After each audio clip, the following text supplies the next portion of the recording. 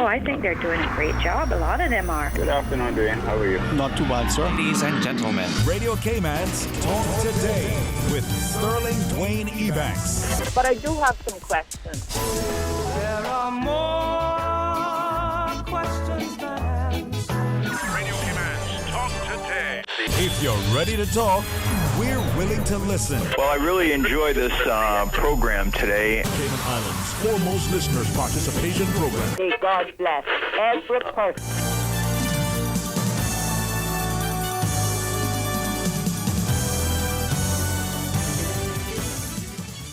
Hey, good afternoon and welcome. Thank you so much for joining us as we invite you to be a part of this truly thankful, terrific Thursday's edition of Talk Today. I have the opportunity of being in a good company of both Dr. John Lee and Dr. Samuel Williams Rodriguez. So please stay tuned for Talk Today. Talk Today is brought to you by Fidelity Bank. For all your banking needs, visit fidelitygroup.com. Fidelity, we're good for you. Also brought to you by greenturtle.ky. Take a ride on the Green Turtle Express today. Download the Green Turtle app. The future of mobile. Saving lives today. Radio Cayman's Talk Today, the Cayman Islands' foremost listeners participation program. We ask our listeners to avoid statements or comments which are abusive, derogatory, malicious, or defamatory. Do not use any indecent language or make any statement which is false or misleading. Email talktoday@candw.ky or call 1-800-534-8255. Courtesy of Flow. Cayman's #1 network that connects you to your world like never before. Let your voice be heard. Once again, here's your host, Sterling Dwayne Ebanks.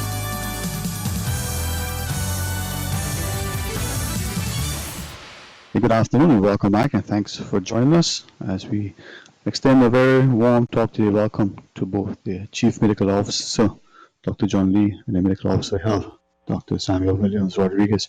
Gentlemen, good afternoon, and first off, thanks very much for not just your daily service, but your continued commitment to the information dissemination and hopefully sharing with us so that we can move forward productively, positively, but in particular, emerge healthier, stronger, and much more of a united, stable, secure society.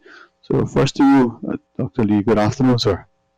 Good afternoon. Thanks for having us on the show. It's always great to be here and on this beautiful island on another lovely day that we've been given.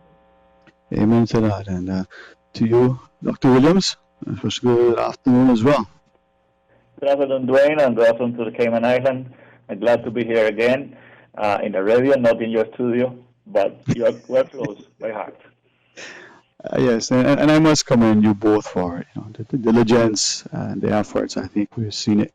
Perhaps if I could start, Dr. Lee, with you as Chief Medical Officer. This is an interesting time globally, but if you were just to, should we just be looking at it from a local perspective? Not so much a response, but the populace, the mental aspect of it, or physical preparations, all of the other concerns and anxieties, the like. It must be something for the academics thinking forward, the public health aspect, the classes in the social sciences, those who are going to look at it from social policy and public policy. This provides much going forward for the classrooms in terms of debate and decisions as we'll take when we're thinking of how we train people. Could I ask at first, what sort of potential things the next generation of physicians and medical personnel, public policy advisors and the like, would probably take from this as they improve their body of not just knowledge, but the way they teach and learn? I think it's not really that much different to what the world has been working towards. We've been working towards and preparing for a pandemic for many decades, probably at least 2 decades, because the World Health Organization have recognized that it is a potential, and as we're seeing, it's become the reality, threat to the world and its economies and its core social fabric. So, but many people have been thinking that's tomorrow. It's not actually happened. Every time we've had an epidemic, it's seemed to have burned itself out, but this one certainly hasn't. And I think it's really brought home about the preparations that we do and the reality of those. I guess it is like in some ways like hurricane. You practice and you prepare, but those people who've been through that experience really practice and prepare with a lot more vigor and understanding of it than people who haven't been through it. A real wake-up call for us all. I think also the fact that we are mortal beings, and Mother Nature can throw curious curved balls, and we are at her mercy in many ways. And as much preparation as we can is the only way as a species we will persevere. And of course, with the spirit of humanity, which is one of the things that makes us special. With that, then, we talk about analogy with hurricanes and planning to prepare for something that is probably more physical, tangible. We can see it. It's whether it's 36 hours away or whether we may have as much as 4-6 days to prepare in terms of its potential impact. This is somewhat unseen. In speaking to that, not so much to the academic, and we certainly want to get into the things, but I was thinking from what you just shared, for those who may have been through their studies, or who may have just been through their interests, recognizing that 2+ decades or more, as you shared, the world through whether the World Health Organization, whether other similar bodies and national governments have been looking at this as a potential threat to humanity. Is that then part of the reason why when we're looking at some of the things, they relatively uninformed or perhaps ill-informed populace may not be able to appreciate some of the responses have already been in the making as a potentiality given H1N1, SARS, MERS of recent times, but also some of the other episodes that may have occurred a century earlier? Yeah, I think everybody's take on life in general is different.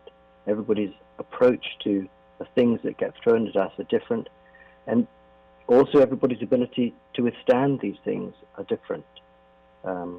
So we get a lot of different responses from different people, which just shows the diversity of humanity is what makes us up. We're all different people. Indeed. Dr. Williams, your take. I mean, being a student now in a medical school, but being one of the students, say, doing a master's in public health, you're just about to embark, or you looking at a possible dissertation. The academic side, what do you make of all this, and how does this shape and inform us based on what Dr. Lee was sharing? Yeah, hi Joel. I have a little problem hearing your question, kind of breaking up maybe the connection. I think you're asking about the students who are currently involved in public health career. Is that correct? Yeah, and how, as they're going through their lectures, I mean, recognizing schools are probably online or suspended, but the potential impact. And, I was just thinking of it, not just from academic, but how it's going to potentially change how we teach and learn.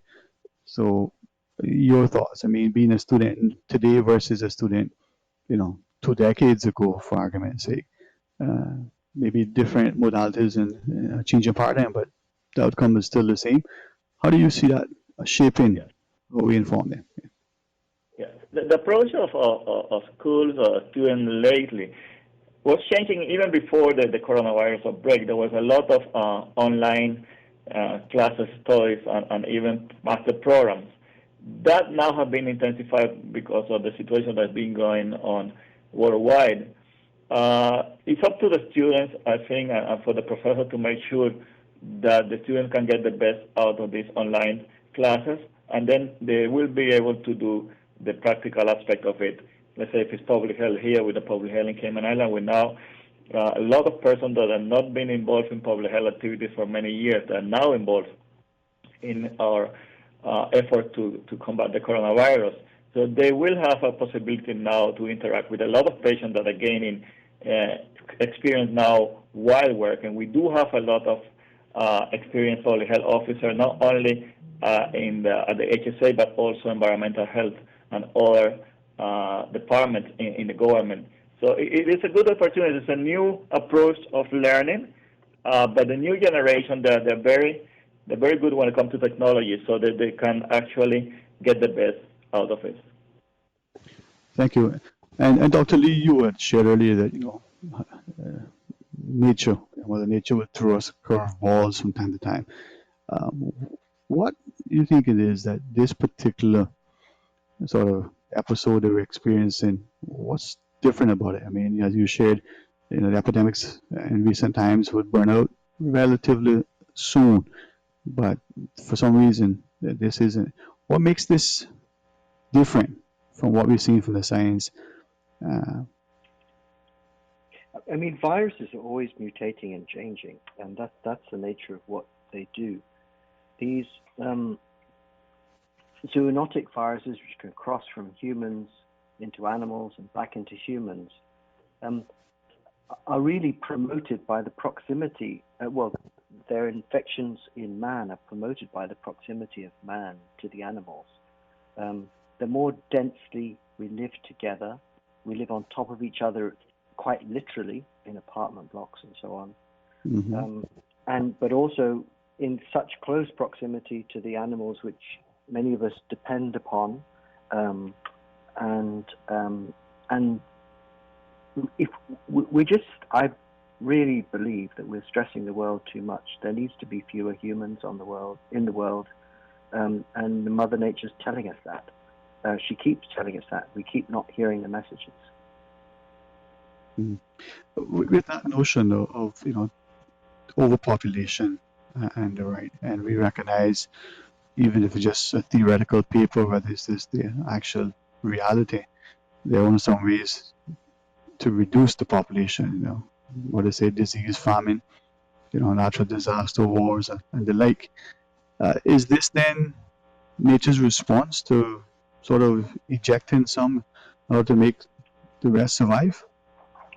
I mean, clearly I was heading that way with what I was saying, but I wouldn't, I don't think I wouldn't put a personality in Mother Nature, and she's clearly not I don't know.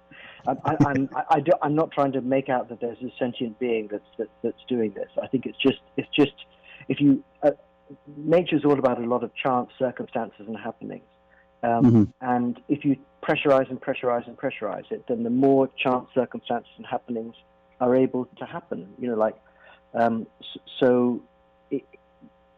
Yes, I think that it is because we are living so densely.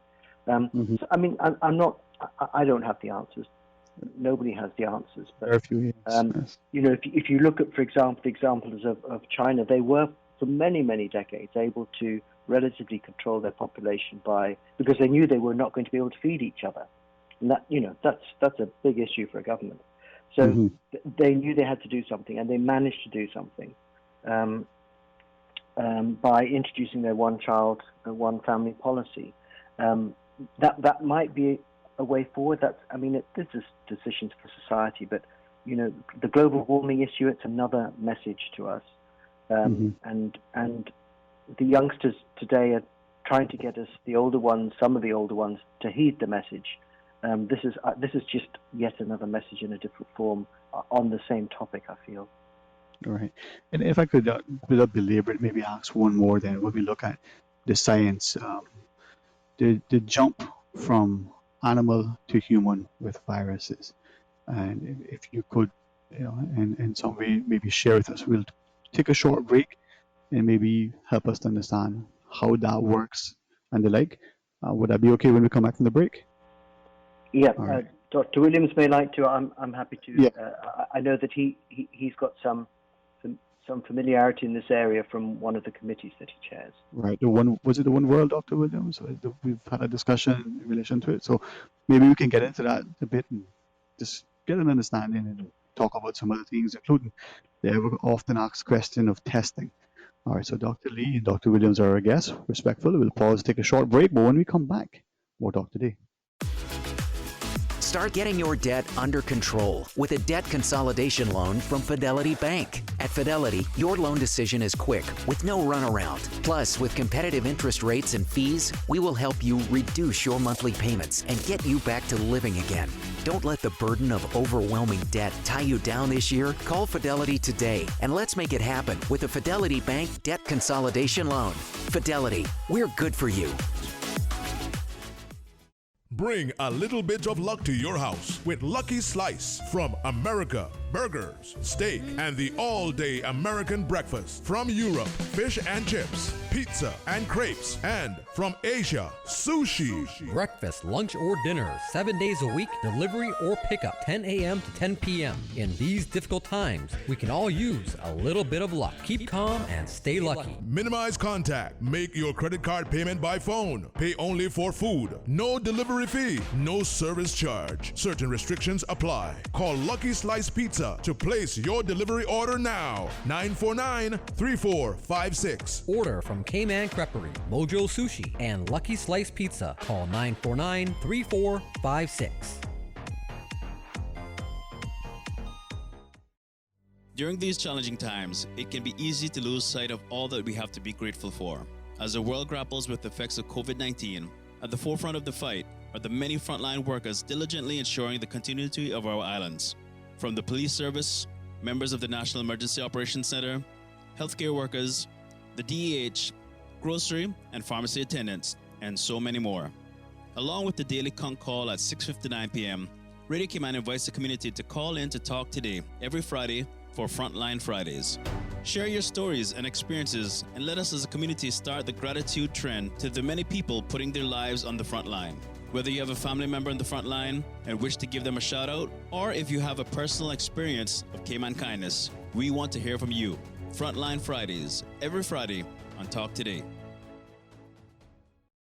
Social distancing is crucial for our community to get back to normal. And never before has communication been so crucial. Keeping in touch with family, friends, and up to date requires you to stay in touch. Green Turtle offers the solution for both. Download the Green Turtle app now. Top up yours or a loved one's phone with any mobile carrier in any destination in Cayman. Phones delivered to your home, and with the new rewards program, you can even redeem points towards a new phone and other products. Download the Green Turtle app today. Green Turtle is not only the future of mobile, but today it can help save a life. Hashtag Stay Home Cayman. Take a ride on the Green Turtle Express today. Download the Green Turtle app. The future of mobile, saving lives today. Talk today. But I do have some questions. Talk today. Cayman Islands' foremost listeners participation program. Talk today. Because there are more questions than answers. What the public is saying. Waiting to take your calls right now. Sterling Dwayne Ebanks.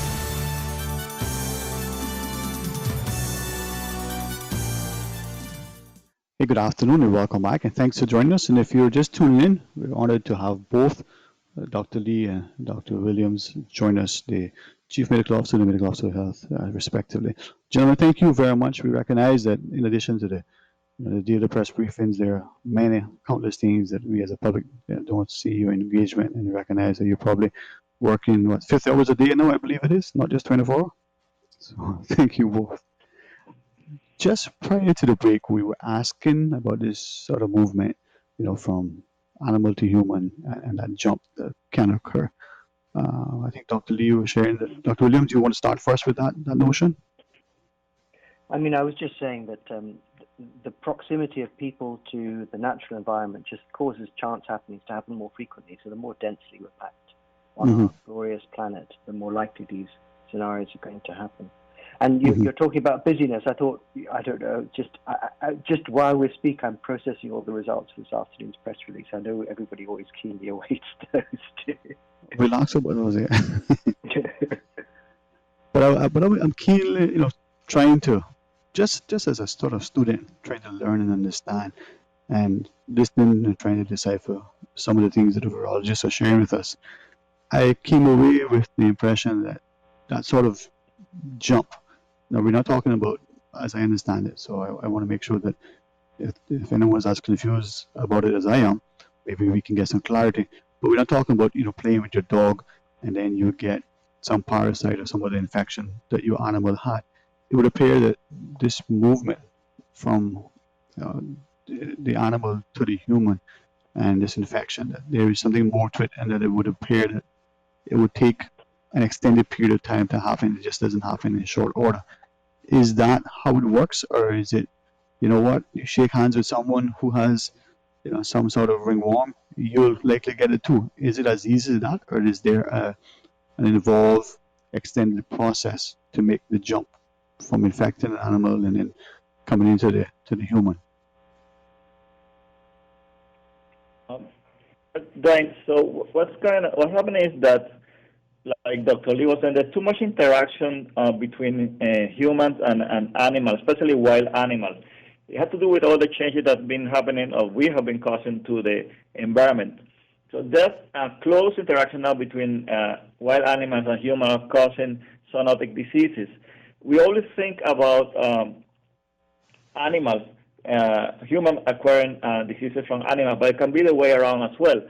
And that's behind the concept of One Health. And I've been in your program a couple of times, or a few times, with Dr. Dorman and Dr. Brendan Lee and others to talk about the One Health approach. That talk about animal health, human health, and environment health, and the relationship between all three of them. And now what's happening now with the coronavirus outbreak is just another example of the close relationship between the animal health and human health, with a component of environment into it. There are many things that we can see different interaction, many conditions. We can see antibiotic resistance, the direct relationship between animals and the use or misuse of antibiotic in animals and causing resistance to different antibiotics, and this can be also passed to humans. Global warming, also if we look at the lack of food production around the world, and also the standard for good food safety, all of that will impact human health and animal health in the future. You have mentioned about playing with pets, and this is interesting. There's nothing wrong with playing with your pets as an adult or kids, but we need to make sure we have some good hand hygiene, and so after we are playing with our pets, and even before, because we can also transmit some diseases to our pets. Right. Yeah, and I appreciate that, and I don't want to honestly belabor it, but I was just trying to get a better handle for, if nothing else, for my own edification, and reading some of the stuff that we have been printed with respect to what the virologists have been sharing with us, and I was left kind of the view that a virus in particular, and this one, that the movement from being able to infect the animal and then doing what it's doing now in humans, that doesn't take something that happens overnight. And I was hoping that you could clarify that for me. In this case, do we know, is that how it works normally with viruses, or it's, like I said, just simply somebody got something, someone else can get it? With viruses and this one, would it normally, for what we understand, be able to jump from the animal to the human as easily, or this is something that has to take years or hundreds of years from the virology perspective? I think that we have to understand that the coronavirus is one of those viruses, that there are lots of coronaviruses that live in animals as well as that live in man. And that's why, because they have the ability to affect both of the, one species and a whole lot of other species. That's why it's relatively easy for them to do this. For some viruses, it's going to be much more difficult. But a virus is always trying to replicate itself. So if it can, clearly this one's exceedingly, if it has a spirit, which I don't think it clearly probably doesn't do. This one's as happy as Larry because it's done its job so well. This tiny little thing has brought the whole of humanity to their knees. But I don't think it's. I think you're sort of saying, is it a question of mutations with time that allow this to happen? I'm not a virologist, I'm afraid, but there are countless mutations, all thousands and thousands and millions of mutations of viruses all the time, even within the coronavirus family. So you just get a chance that that one can move from one species to another, or you get two viruses at the same time in somebody, and somehow when the genetic material is being divided, it somehow begins to splices together, and you get something entirely new. Mm-hmm. Yeah, I was just thinking about, as you shared the cross species, virus transmission, and when you get this sort of emergence of a new epidemic diseases, knowing the little bit I have understood from the readings, but maybe we'll come back to that another time. With great respect, let's go to the phones and welcome our first caller. Good afternoon. Thank you for calling. Hello, good afternoon. Good afternoon. Afternoon, sir. How are you? Yeah, okay.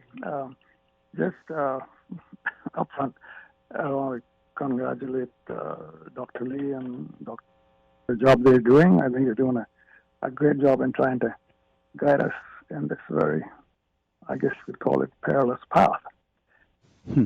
But I get, and I've heard this term injected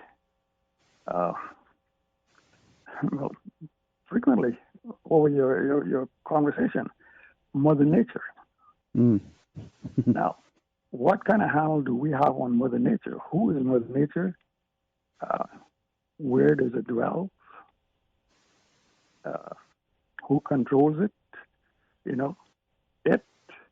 Mother Nature, as I think most of us perceive, actually commands the whole world.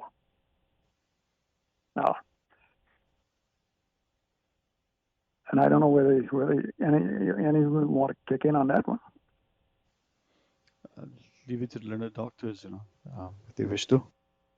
Dr. Williams, Dr. Lee.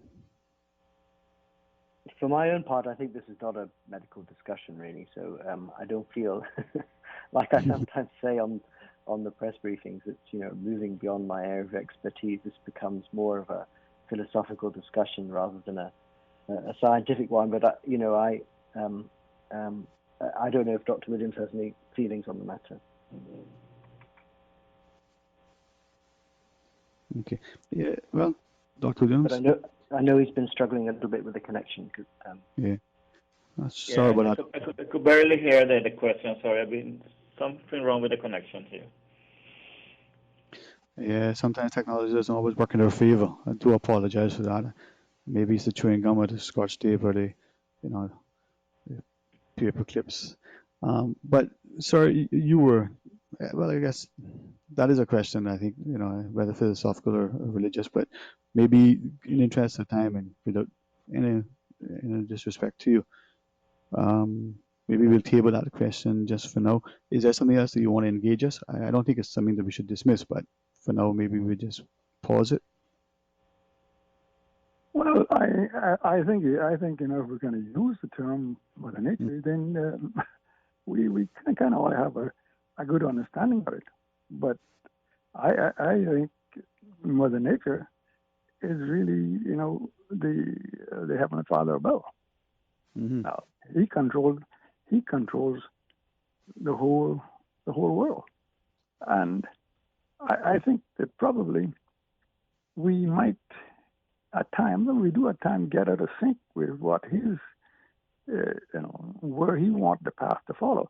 But I know that's a big question to answer. But I want to pose another question. Yes, sir. Universally, this virus has affected the universe, and this is posed to the two doctors and yourself, if you'd like to, if you think you have an opinion on it. On a scale of 1 to 12, and let's look back 6 months ago. Do we think, or do we perceive, or could we even, I guess, think that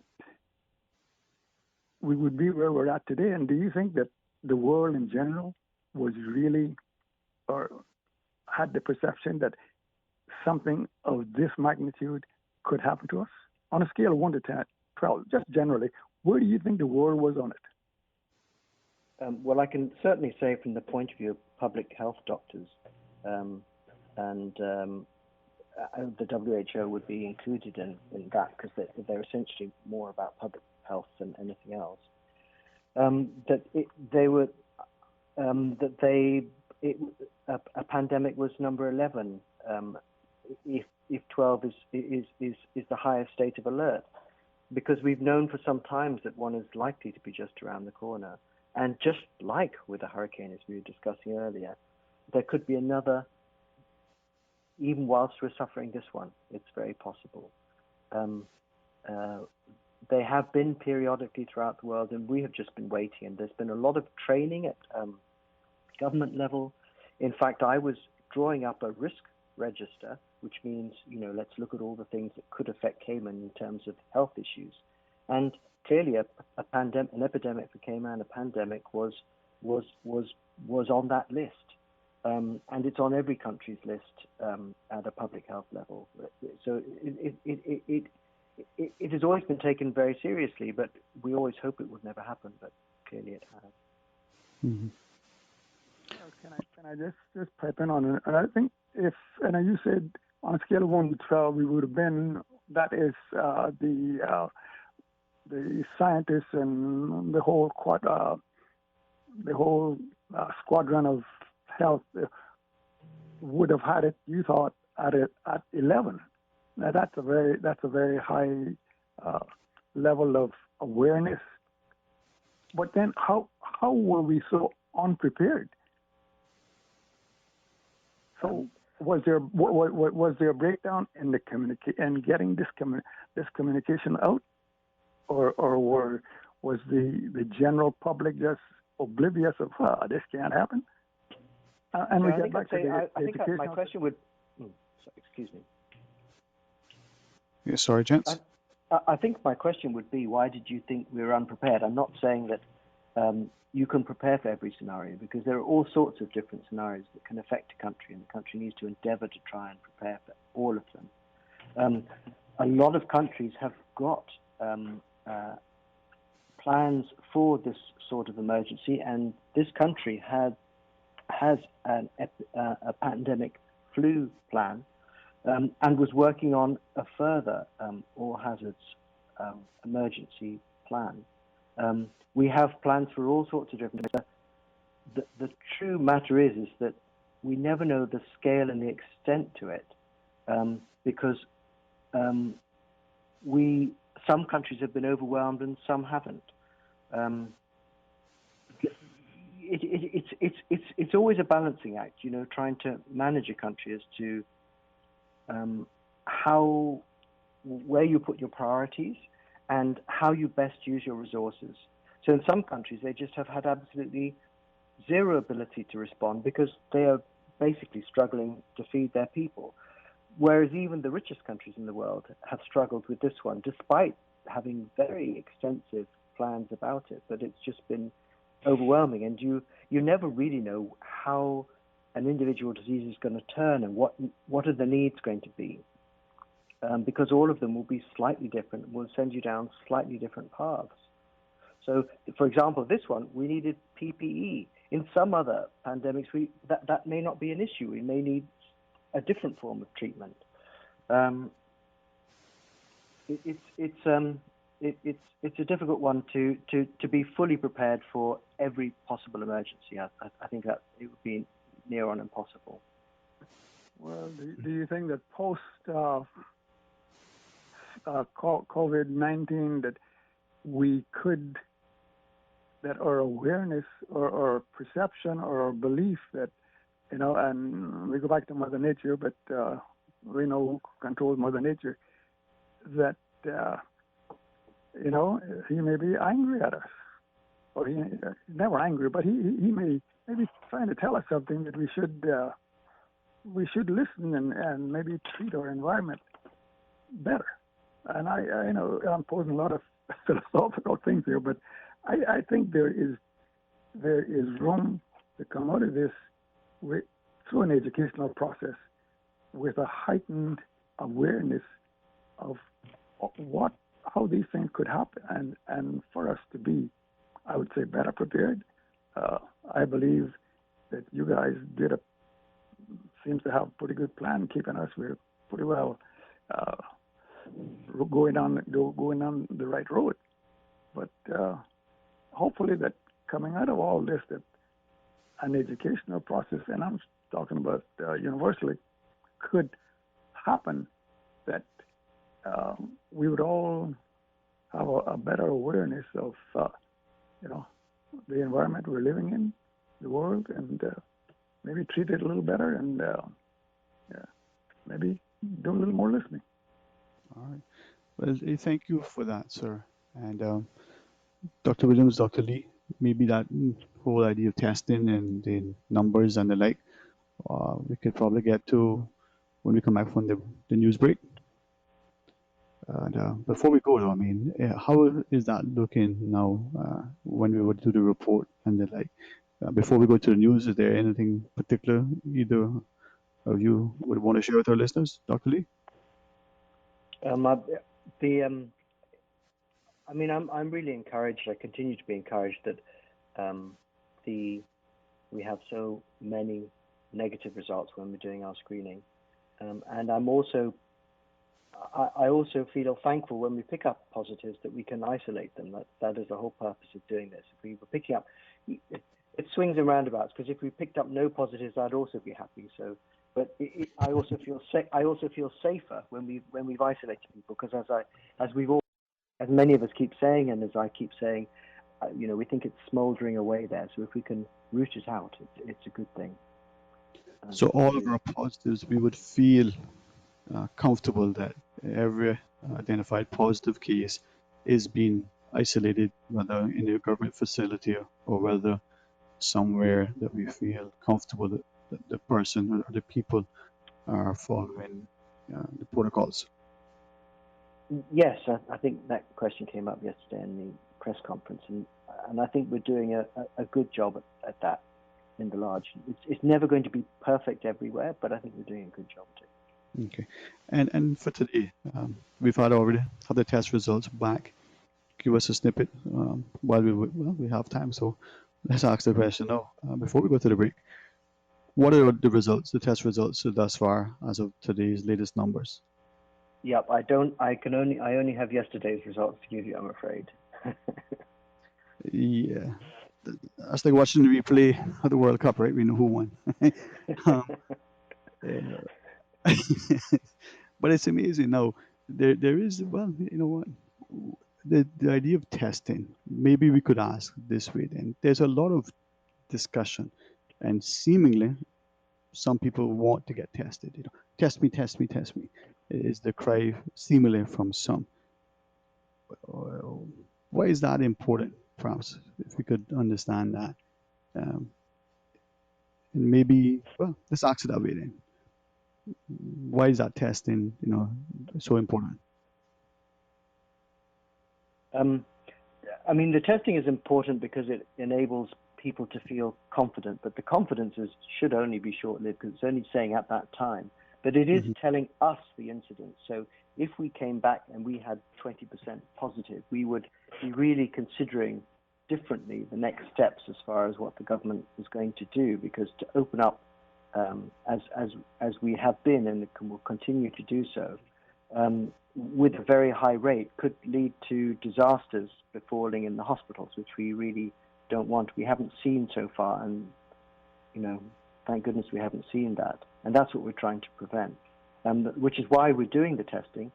Clearly there are two different tests, the PCR test and the immunoglobulin test, and some people may have seen on the television or on the internet overnight that Public Health England has approved one of the immunoglobulin tests for use because its accuracy is approaching 100%. So there are two different forms of testing. They both tell us slightly different things. Mm-hmm. And thanks for that, because we want to ask about that as well. To crave your indulgence, when we come back, we can talk about the different tests. We can talk about, as you mentioned, the opening up and the like, and maybe revisit, so we can remind people, as you shared, the test is just then and there. So we, ask you continued, guidance with us. But when we come back, let's talk more. Stay tuned for Talk Today. Today's biggest news. Radio Cayman. It's only 2 species that we have, on the island. Your voice, your choice. For today's biggest news. Access. Local, regional, international, this is headlines from Radio Cayman's newsroom team. Today's biggest news. The National Roads Authority will be conducting critical road infrastructure projects while taking advantage of the reduction in the number of vehicles on the island's roads during this time. The NRA has highlighted that crew members and contractors who will be conducting the road works will be tested before being phased into work. In addition, crew members on work sites will be provided with personal protective equipment and will have to adhere to safety protocols and social distancing guidelines. Among the projects to be undertaken over the next few weeks include the upgrading of the Chrissy Tomlinson and Grand Harbor roundabouts located in the Red Bay and Prospect areas. Good afternoon, I'm Dion Anglin with your headlines and news elsewhere. The Republican chairman of the U.S. Senate Intelligence Committee will resign from the post amid an insider trading investigation. Richard Burr of North Carolina would step down on May 15th. Senator Majority Leader Mitch McConnell has said it has emerged today that Mr. Burr's phone has been seized by the FBI as part of the probe. The senator is alleged to have used inside information to avoid market losses from coronavirus. And scores of UK and US children have been affected by a rare inflammatory disease linked to coronavirus. In a tiny number of children, it can cause serious complications, with some needing intensive care. Up to 100 children in the UK have been affected, and studies suggest the same reaction is being seen in children elsewhere in Europe. That's a wrap of your headlines. I'm Dion Anglin. Stay in touch with Radio Cayman for the latest in news and information. Follow Radio Cayman on social media, Facebook, Instagram, Twitter. Download the Radio Cayman app or log on to our website, www.radiocayman.gov.ky. Radio Cayman, your voice, your choice, your radio. Super Stitch Sewing and Fabric Center, your one-stop household store at 39 Pasadora Place, Smith Road, is now open for deliveries. Open Monday to Friday, 9 a.m. to 4 p.m. and on Saturdays, 8 a.m. to 4 p.m. Still offering the best prices in town. Call 949-2833 or go to superstitch.com.ky. Super Stitch for your deliveries. Christian Enlightenment Center is now open for deliveries. Call and order your favorite inspirational books, journals, Bibles, Bible cases, church supplies, stationery, and many other unique items. Christian Enlightenment Center, your complete Christian bookstore and more. To place your order for delivery, text or WhatsApp 923-8050 or email us at ceccenter@candw.ky. Check out our website at christianenlightenmentcenter.com. Browse items on your Facebook page by clicking Shop to view all our collections. Opening hours 10 a.m. to 3 p.m. Monday to Saturday. Social distancing is crucial for our community to get back to normal, and never before has communication been so crucial. Keeping in touch with family, friends, and up to date requires you to stay in touch. Green Turtle offers the solution for both. Download the Green Turtle app now. Top up yours or a loved one's phone with any mobile carrier in any destination in Cayman. Phones delivered to your home, and with the new rewards program, you can even redeem points towards a new phone and other products. Download the Green Turtle app today. Green Turtle is not only the future of mobile, but today it can help save a life. Hashtag Stay Home Cayman. Take a ride on the Green Turtle Express today. Download the Green Turtle app. The future of mobile, saving lives today. Talk today. But I do have some questions. Talk today. Cayman Islands' foremost listeners participation program. Talk today. Because there are more questions than answers. What the public is saying. Waiting to take your calls right now. Sterling Dwayne Ebanks.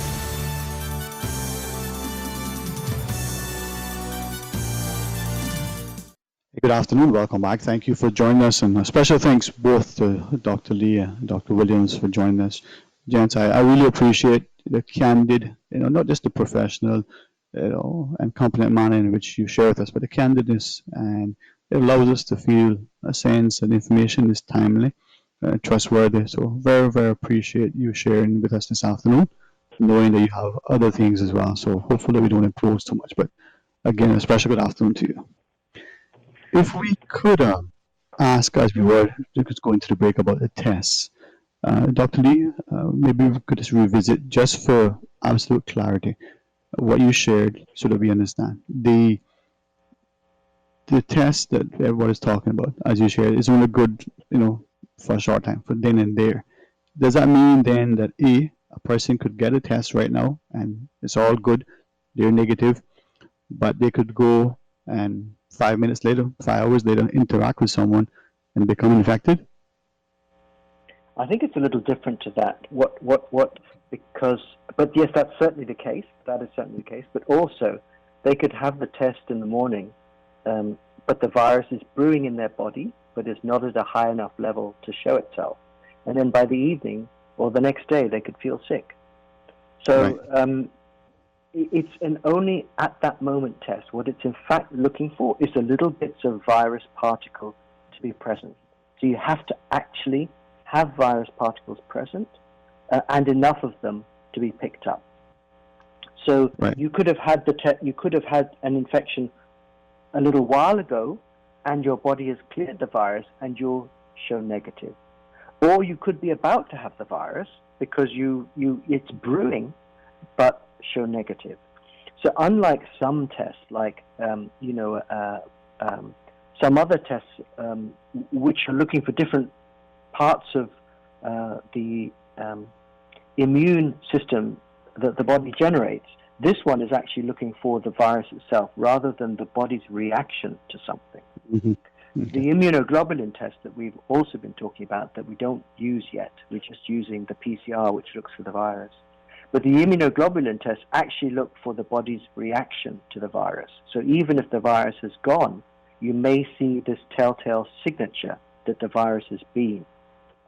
And that is the one that we're talking about, that I was talking about just before we went into the news, that has just been approved by Public Health England, one of the ones called Roche, and I understand that they're likely to approve one called by Abbott as well. So these are what we call antibody tests, which we're familiar with from other infections that we have. Right. And I appreciate you sharing that, because I think, as you were indicating and you answered it, extensively, that the test only, indicates what is there, but it could be in the body and not picked up. So the immunoglobulin, that's basically a blood test? Exactly, yes. It's a blood test. And it's actually easier to do than the PCR, because many laboratories like Health City, probably Doctors Hospitals, certainly the HSA, they all have these machines anyway. They're doing tests on them all the time to look for other different factors in the body. So it's a much easier test to do it because they're being run every day in all significant labs around the world. Right. And with the blood test of that nature, how soon this hemoglobin test do you think? And it's only been approved. We watched the BBC last evening as well. So how soon?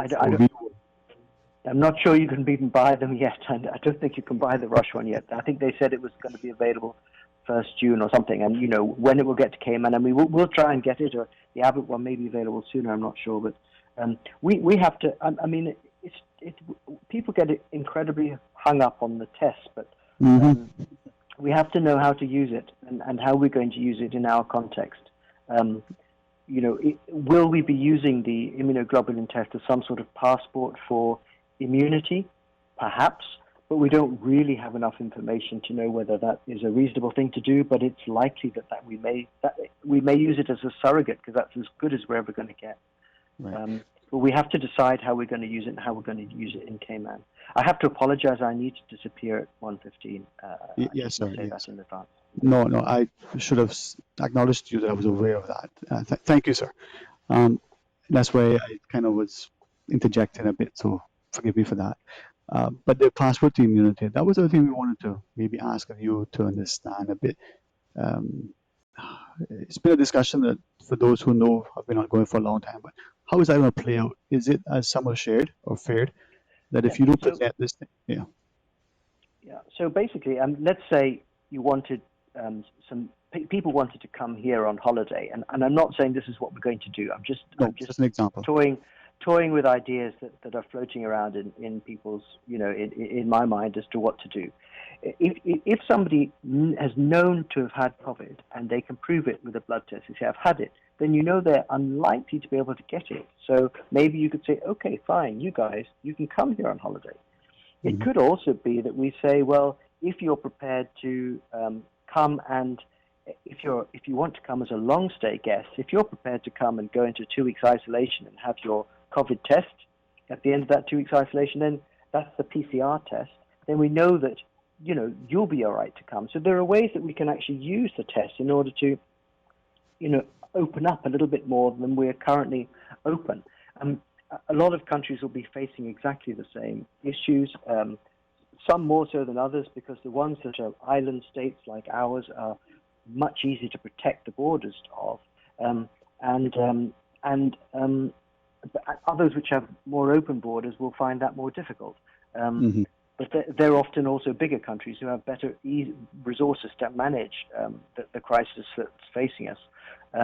But that's where the thinking is on passports. It may not literally be a passport, but it may be a certificate from saying that you've had the COVID. But the issue around that is we don't know how long this immunity would last for. If indeed there is immunity, we're pretty sure there'd be immunity.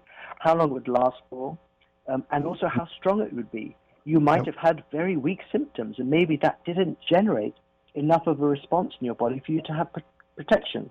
So it could be that you may be more susceptible, even though you show that you've had it in the past, if you see what I mean. Right.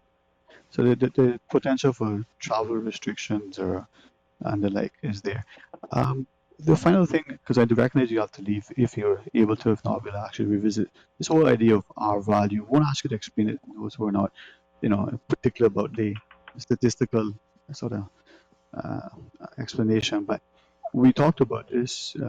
So if we could just ask about R value, is it then that when we were initially running the numbers, we had heard at the very early stages of the press briefings, the Honourable Health Minister indicate that with our statistics and with our population, this could be the death toll if this is, what occurs. And in hindsight, what's your take? Did we look at it? What's your take? I think with the benefit of hindsight, it's always easy to say things, but with the benefit of hindsight, I am really grateful that the government took such strong action on the basis of the dire predictions that if you did nothing, this is what's going to happen.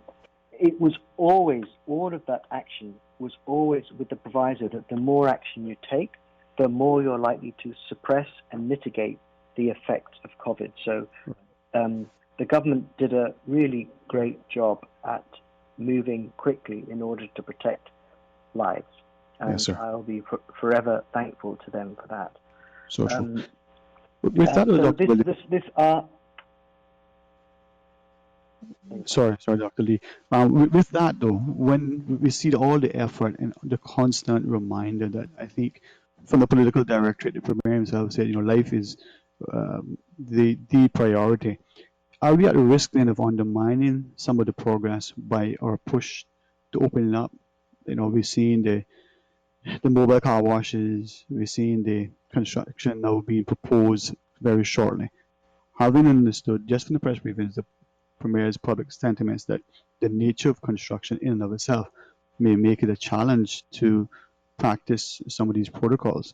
We see with the gardeners and the like.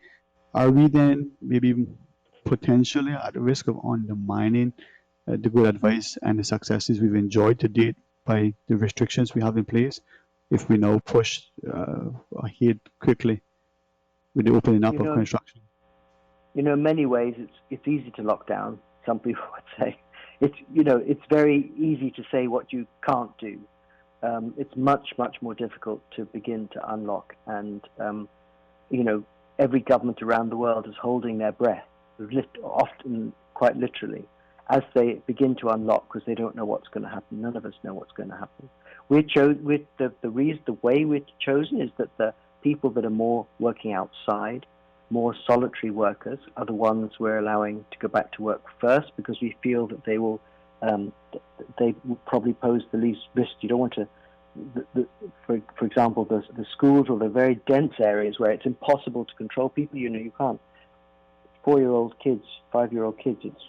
It's much more difficult to impress upon them on the need to distance and to keep their hands clean. I mean, it's not going to be, it's not going to work very well. So, right. I mean, we've chosen the groups quite strategically, not on the basis of risk. Right.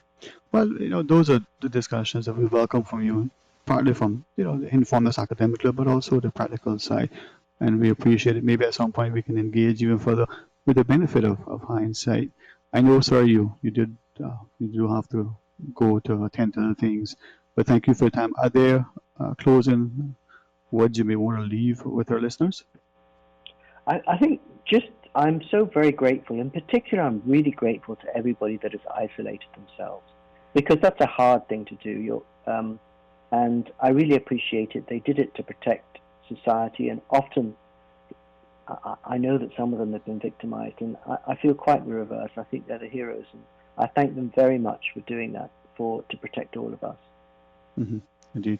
Well, maybe this speaks to the lack of civility in some of our population, and even perhaps, well, maybe that'd be my political statement, but I'll leave that for another audience. Dr. Lee, thank you for your time, sir. Okay. Thank you very much for having me. Blessings to you. And Dr. Williams, are you still able to hear us as well, sir? A little bit better, yeah, then. Initially it was a little bit difficult, but I can hear better now. Okay, thank you. Thank you very much, man.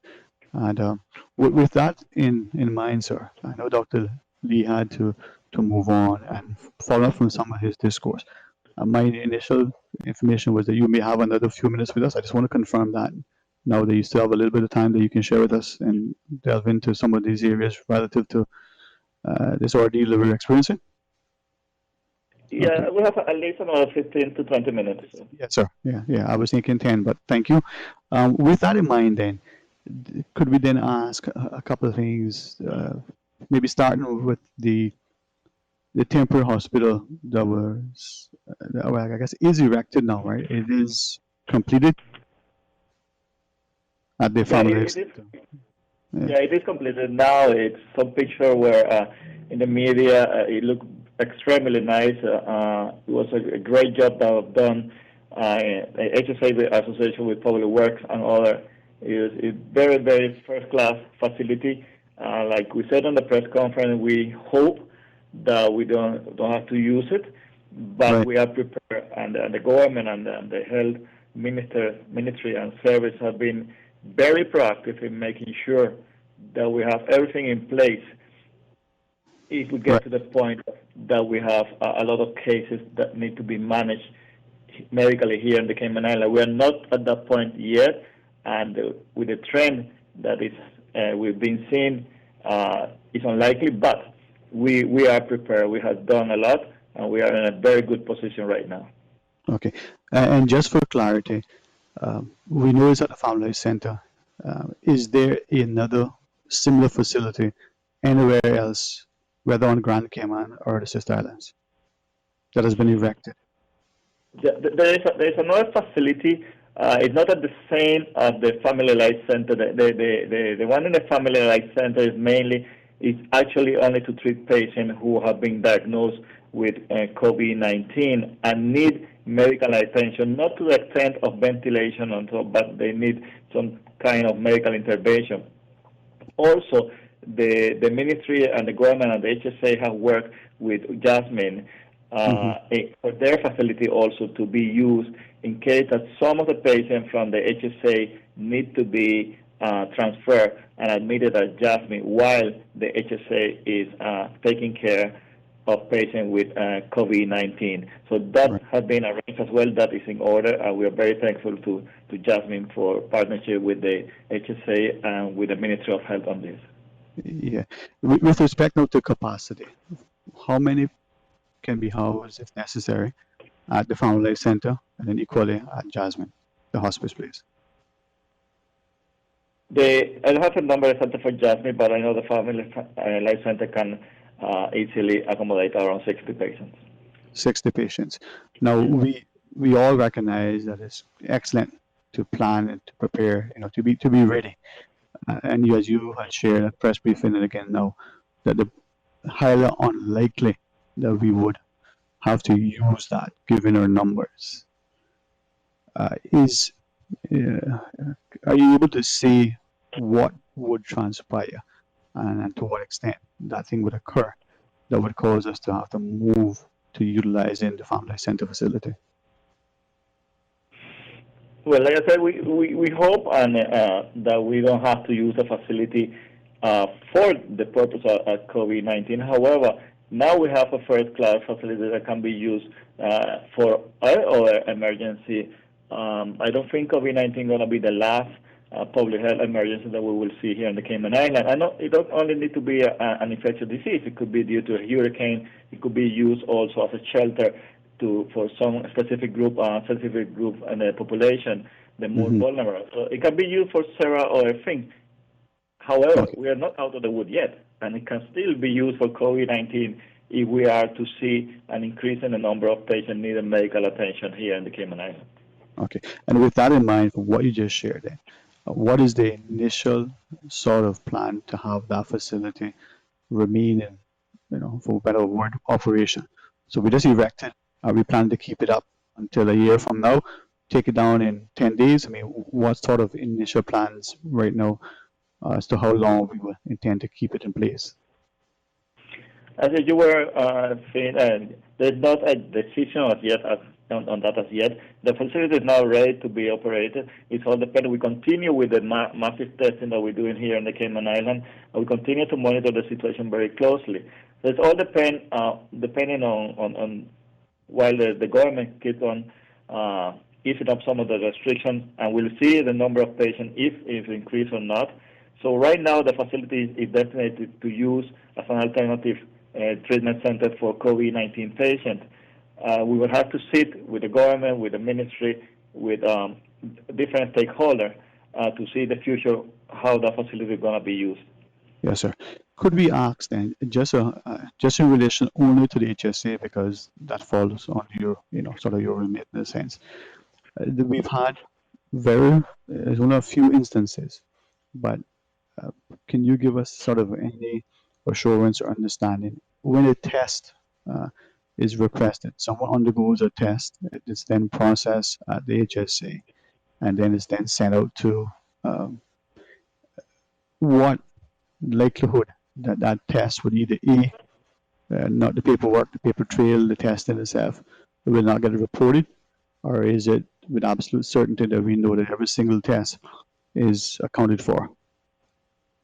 No, every single test is accounted for, and as public health, we don't only responsible for the testing done at the HSA. We're responsible for all the testing done in the Cayman Islands, including the one that I run at Dr. Hospital, and we get a report every day of those tests as well. And we have a database, a secure database, where we have all the results, positive and negative, and we follow up on the positive as needed with contact tracing and so on. Right. But we keep all the data. It's very secure, and only a very few people have access to that data.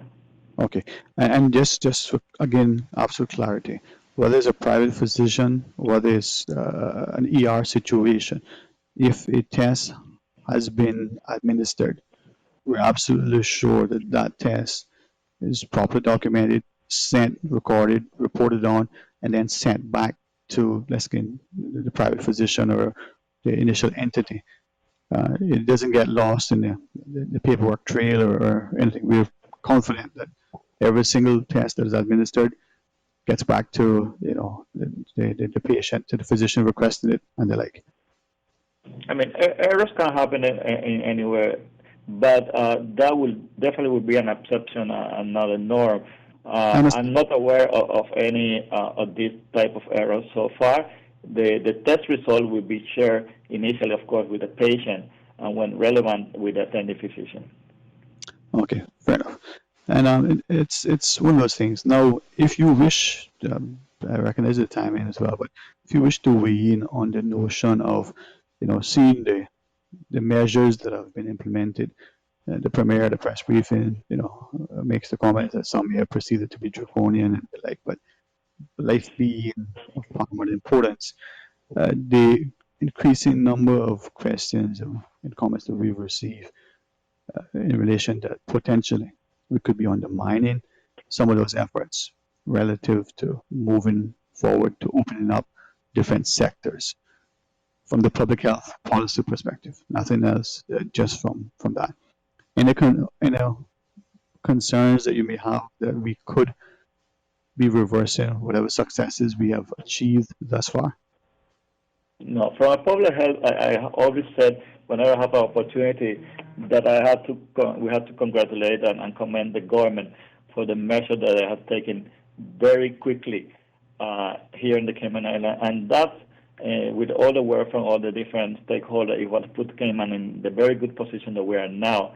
Right. The government will release this restriction, of course, like they are doing like now, with advice of the chief medical officer and other stakeholders.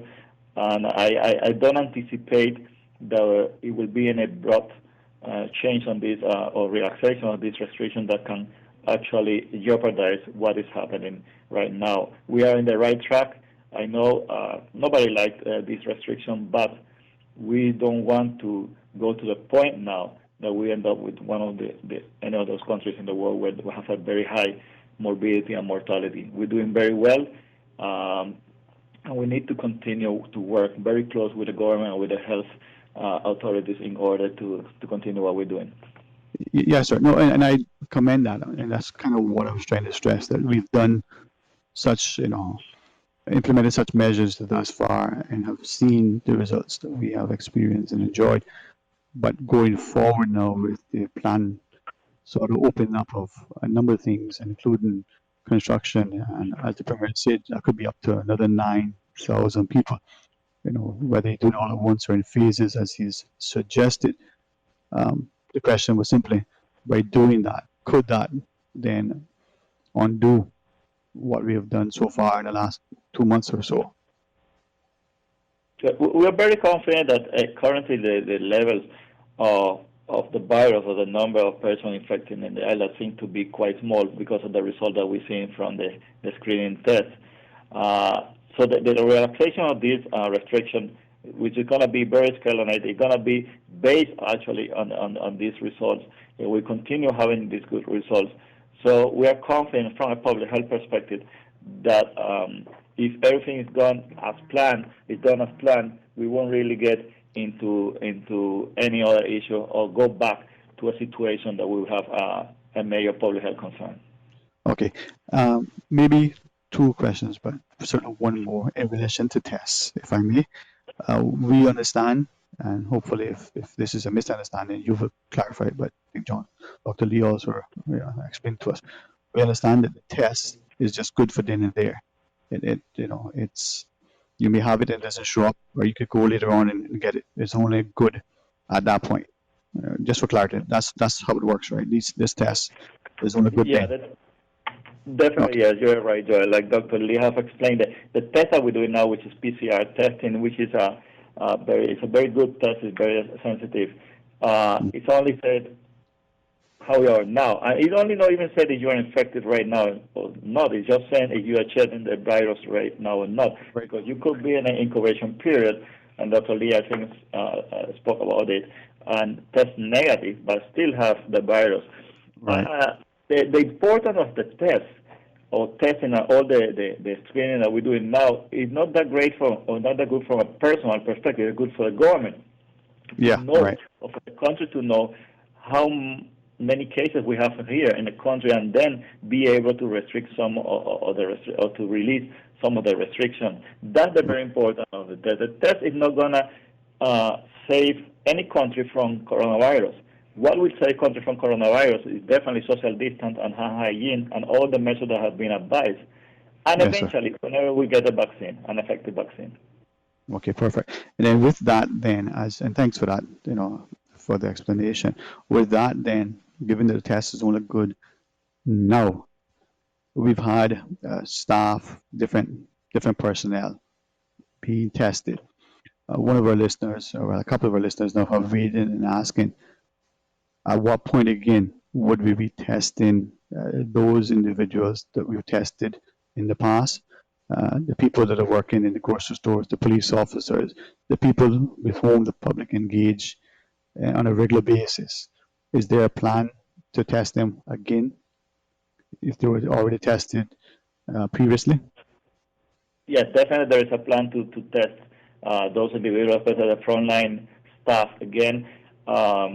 There is a group formed with by the CMO and some senior officials from Doctor Hospital, Health City, and the HSA, including myself, that we have come up with a plan of retesting and ongoing testing. And that plan includes frontline healthcare workers who have direct contact with the patient should be tested at least every 2 weeks, and then all frontline workers every 3 to 4 weeks. And we'll continue with a surveillance of 10% of the population regularly, to see the level of the prevalence of the disease in the island. So yeah, definitely there is a plan to continue testing. So there is a plan, but it hasn't been implemented as yet. Is that what we're understanding? We are actually part of the plan, because now we are enhanced testing. The initial part of the plan have different groups in different phases to be tested. And we already have completed phase 1 of the plan, and we are working with phase 2 and 3, which include all other different companies, including construction companies and supermarkets and others. Most of the healthcare providers have been tested already. And there are other groups, frontline workers, that have been tested at present as well. So we're doing a lot of testing, a lot of screening in different departments, different companies, different institutions, residential homes, different areas that we're doing the screening. And as you can see by the press conference, the number of positive cases is very, very, very low. Yeah, and then with that, then as we look at the idea of testing, after we acquired the test kits and the seemingly public commitments to share some of them with our neighbors, we go down to about 100,000. With this plan, will we have enough tests to test people and retest people as you're discussing? Yeah, we have enough, and that was calculated actually when Dr. Lee had mentioned the number of 100,000 that was on the part of the calculation. The other thing is, remember, Dr. Lee has mentioned there are other tests now coming into the market, other tests that have been now having the support of Public Health England and other major international public health organizations like IgG and IgM and other tests, that we will be able also to start using that type of test. The blood test. See the prevalence blood test to see the prevalence here in the Cayman Island. Right.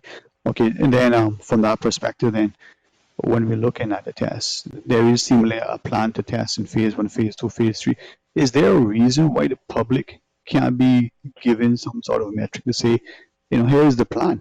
Phase 1 is to test, people with brown hair, and phase 2 is to test people with white hair. I mean, if there's a plan, is there a reason why, as a public, we can't be shown this plan?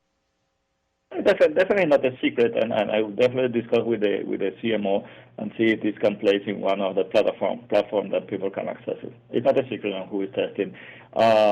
We don't really want to be specific the name of the company who have been tested, just in case we have positive cases.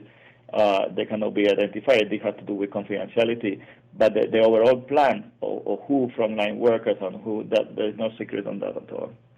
I think we are frontline workers. I mean, I think, that's a term that I think is most unfortunate. But again, because some pundits and some other people that would call a different thing that seem to make things so they can inflate themselves.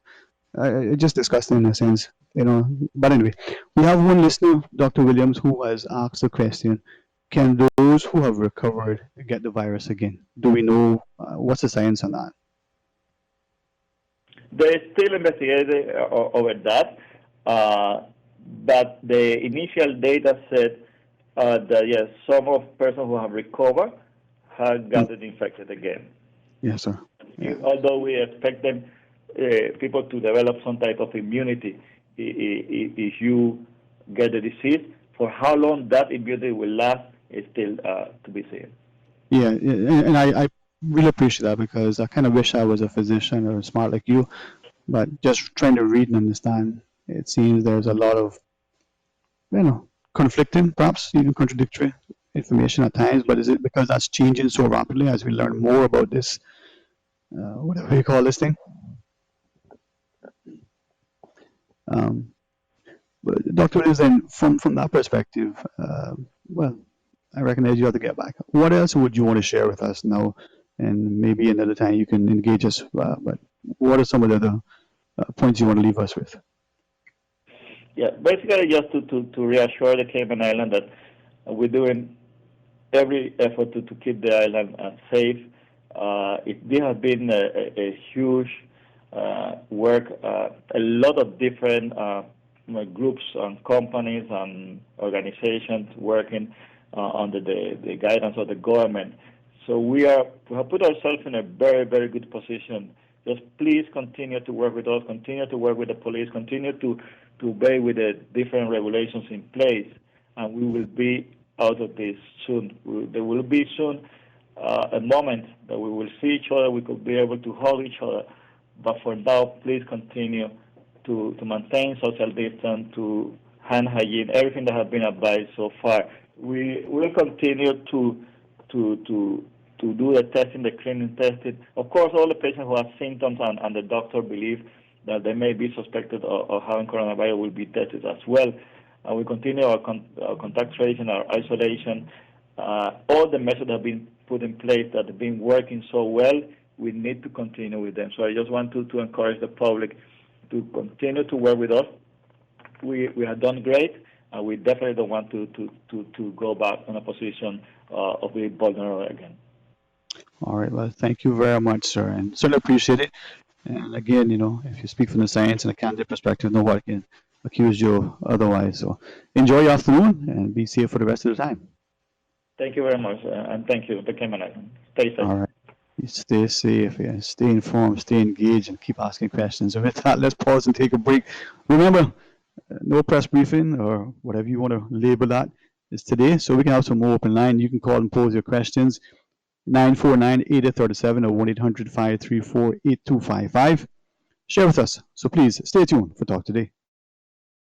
Start getting your debt under control with a debt consolidation loan from Fidelity Bank. At Fidelity, your loan decision is quick with no runaround. Plus, with competitive interest rates and fees, we will help you reduce your monthly payments and get you back to living again. Don't let the burden of overwhelming debt tie you down this year. Call Fidelity today and let's make it happen with a Fidelity Bank debt consolidation loan. Fidelity, we're good for you.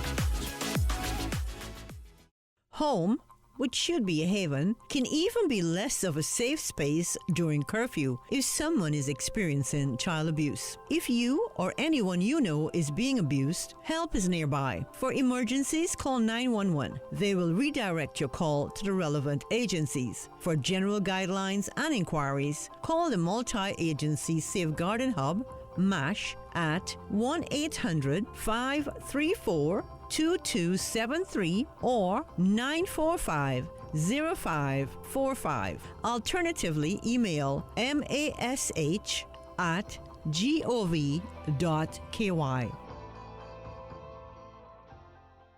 Has being quarantined at home have you looking at your living space differently? Well, Tomlinson Furniture is now offering free island-wide deliveries and phone consultations to help you design a comfortable living space. For inspiration and ideas, browse the Tomlinson Furniture and Mattress Gallery Facebook page, Tomlinson Furniture Cayman on Instagram, or website at tomlinsonfurniture.ky. Open from 9:30 a.m. for phone consultations and orders. Call 949-5383. Tomlinson Furniture and the Mattress Gallery. Free delivery island-wide.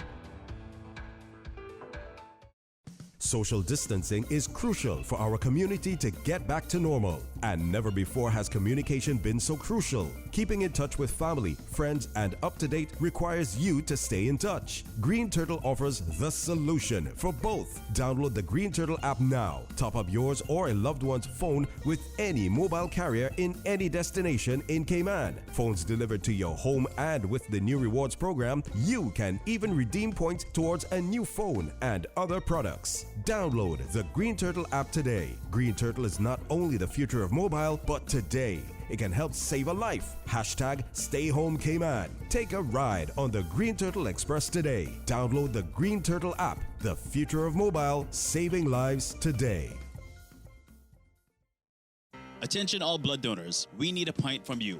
Join us at the National Blood Bank this Thursday, 10 a.m. until 3 p.m. The off-campus location at the Red Cross building across from the Farmers Market. Spend 15 minutes, give your pint, and save 3 lives. Curfew day not your day? Not a problem. Visit giveblood.ky, request your letter, and it will be emailed to you. The National Blood Bank Auxiliary location at the Red Cross building. Compliments of the Cayman Islands Red Cross.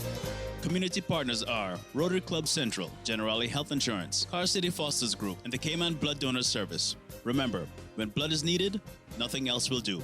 This message is courtesy of the Rotary Club Central, supporting the National Blood Bank since 1999. Rotary, connecting the world. A public service announcement from Radio Cayman. Coronavirus prevention tip. What is coronavirus? The novel coronavirus, COVID-19, is a new strain of coronavirus that has not been previously identified in humans. What are the symptoms? Common symptoms include respiratory symptoms of fever, cough, shortness of breath, breathing difficulties. In severe cases, coronavirus can cause pneumonia, severe acute respiratory syndrome, and kidney failure. How soon do symptoms occur? Symptoms occur 2 to 10 days after a person has been exposed. Is there a vaccine against coronavirus? Currently, there is no vaccine to protect against COVID-19. When a disease is new, it takes up to a few years for a new vaccine to be developed. For information, you can email questions to flu@hsa.ky or call one of the hotline numbers of 1-800-534-8600 or 947-3077. For the latest updates and information, please visit hsa.ky/coronavirus.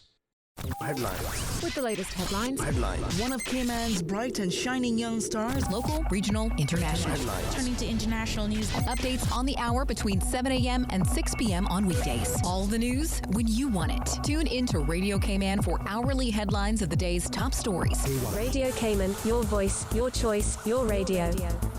Talk today. But I do have some questions. Talk today. Cayman Islands' foremost listeners' participation program. Talk today. Because there are more questions than answers. What the public is saying. Waiting to take your calls right now. Sterling Dwayne Ebanks.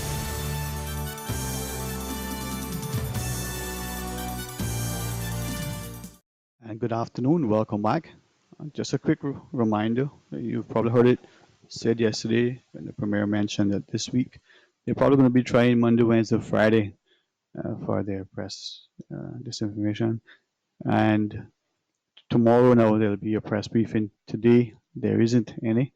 Sometimes you got to stop and think, what day is it? Well, I'm told and reminded that it's Thursday. So Tuesday there wasn't any. Today there isn't. Yesterday there was. Tomorrow there's a plan. So we'll have a chance to share with you if you want to call 949-8037.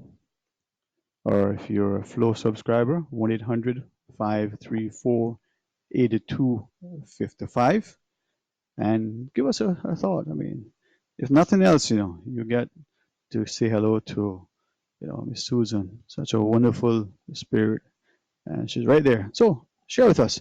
But again, thanks both to Dr. Lee and Dr. Williams for taking time, not just to share with us, but recognizing that, like many, but I think them in particular, will see the nature of their jobs in a very public role. And so if they were able to come and share some time with us, give us some information, then that's great. We can ask questions and engage, and hopefully with the intent of it being done in a way that allows us to perhaps gain more clarity. Well, what's on your mind? 949-8037 or toll free at 1-800-534-8255. And then if you WhatsApp 925-3261, we'll share that with our listeners if that's your intent. You can do this as a voice note as well. If it's something that we can play, we'll do it if that's your intent. Let's go to the phones though. Good afternoon and welcome. Thank you for calling. Hi, good afternoon, Dwayne. Hey, my good friend. How the mine goes in your neck of the woods?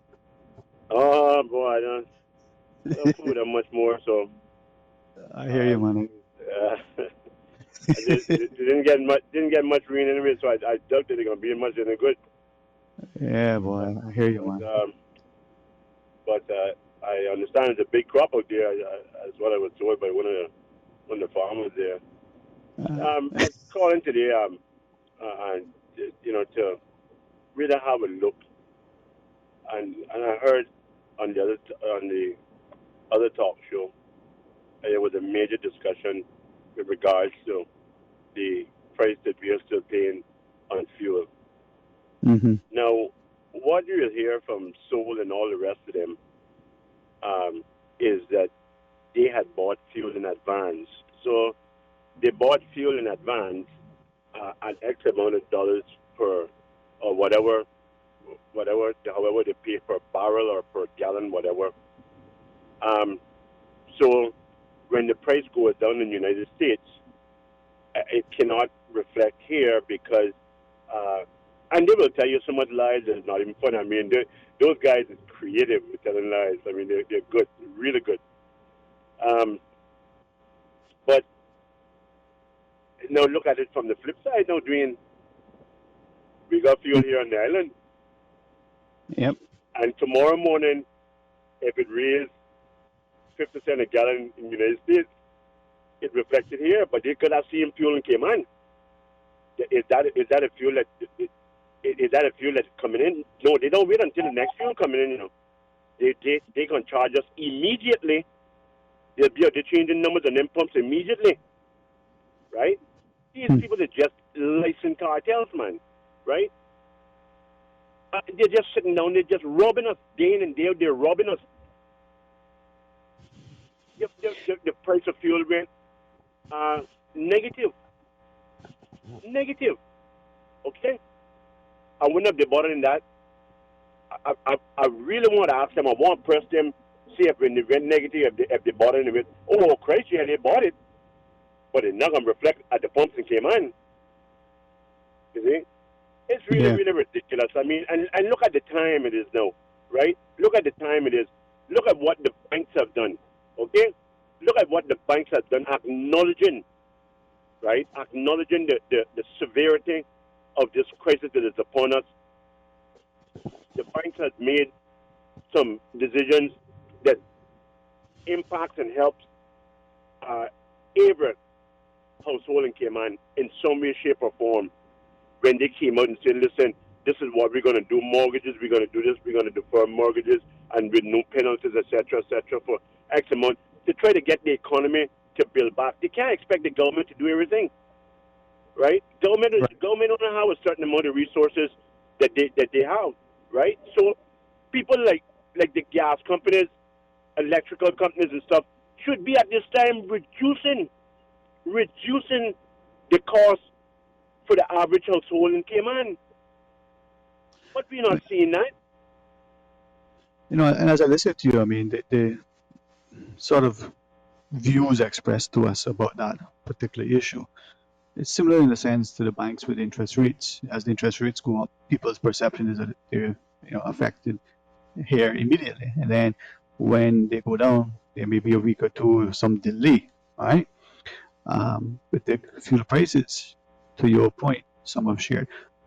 If I could share with you, hopefully I'm reading this correctly and understanding as was shared. This person is saying, could we employ sort of an average? So if the tank is full now and we bought it at $6, and then we get another order and we bought it at $3, could we average the two so that instead of paying $6 now for this and $3 for the next, maybe we split the difference and have the savings over the entire period. But it seems that as this person is sharing, that's what you're saying, that we keep the prices for as long as possible and the savings are never passed on to the consumer. Never passed on, Dwayne, and it's not right. I mean, this should be a time, right, when the world is in chaos here, and it is going to bring financial hardship to a lot of families, in this island, right? And to know that we still got people. I mean, I heard somebody tell me the other day when the premier made the announcement that the commercial fishing vessels could go back out and fishing. Somebody made the notion, oh yeah, well, we're going to raise the price of our fish to $6 a pound. How unscrupulous? Huh? Yeah. Well, actually, I heard something similar, but in a different vein, right? One was twofold. One was you're now looking at, as you shared, a limited sort of suppliers, so they could conceivably raise the price because they've got a market cornered for that time. But the other one was the notion that, again, the government is looking after the local populace from the perspective that like they did with the construction industry, the gardeners, the mobile car washes, all the individuals who presumably perhaps employed there via work permit or the like, the fishermen, who may only know that as a livelihood, your local, West Bayers and Easterners and Georgetowners and what have you, they can't go fishing to feed themselves or put food on the table or to, sell to the community. But the commercial fisher from elsewhere can. So is that making it hard? I mean, the thing about it is that while I have said many, many times, both publicly and privately, that I believe the government's handling of this situation has been phenomenal. That is without question.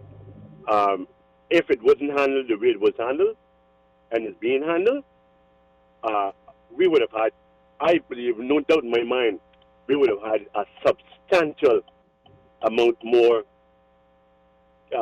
problems. Problems arising with people, perhaps even losing lives.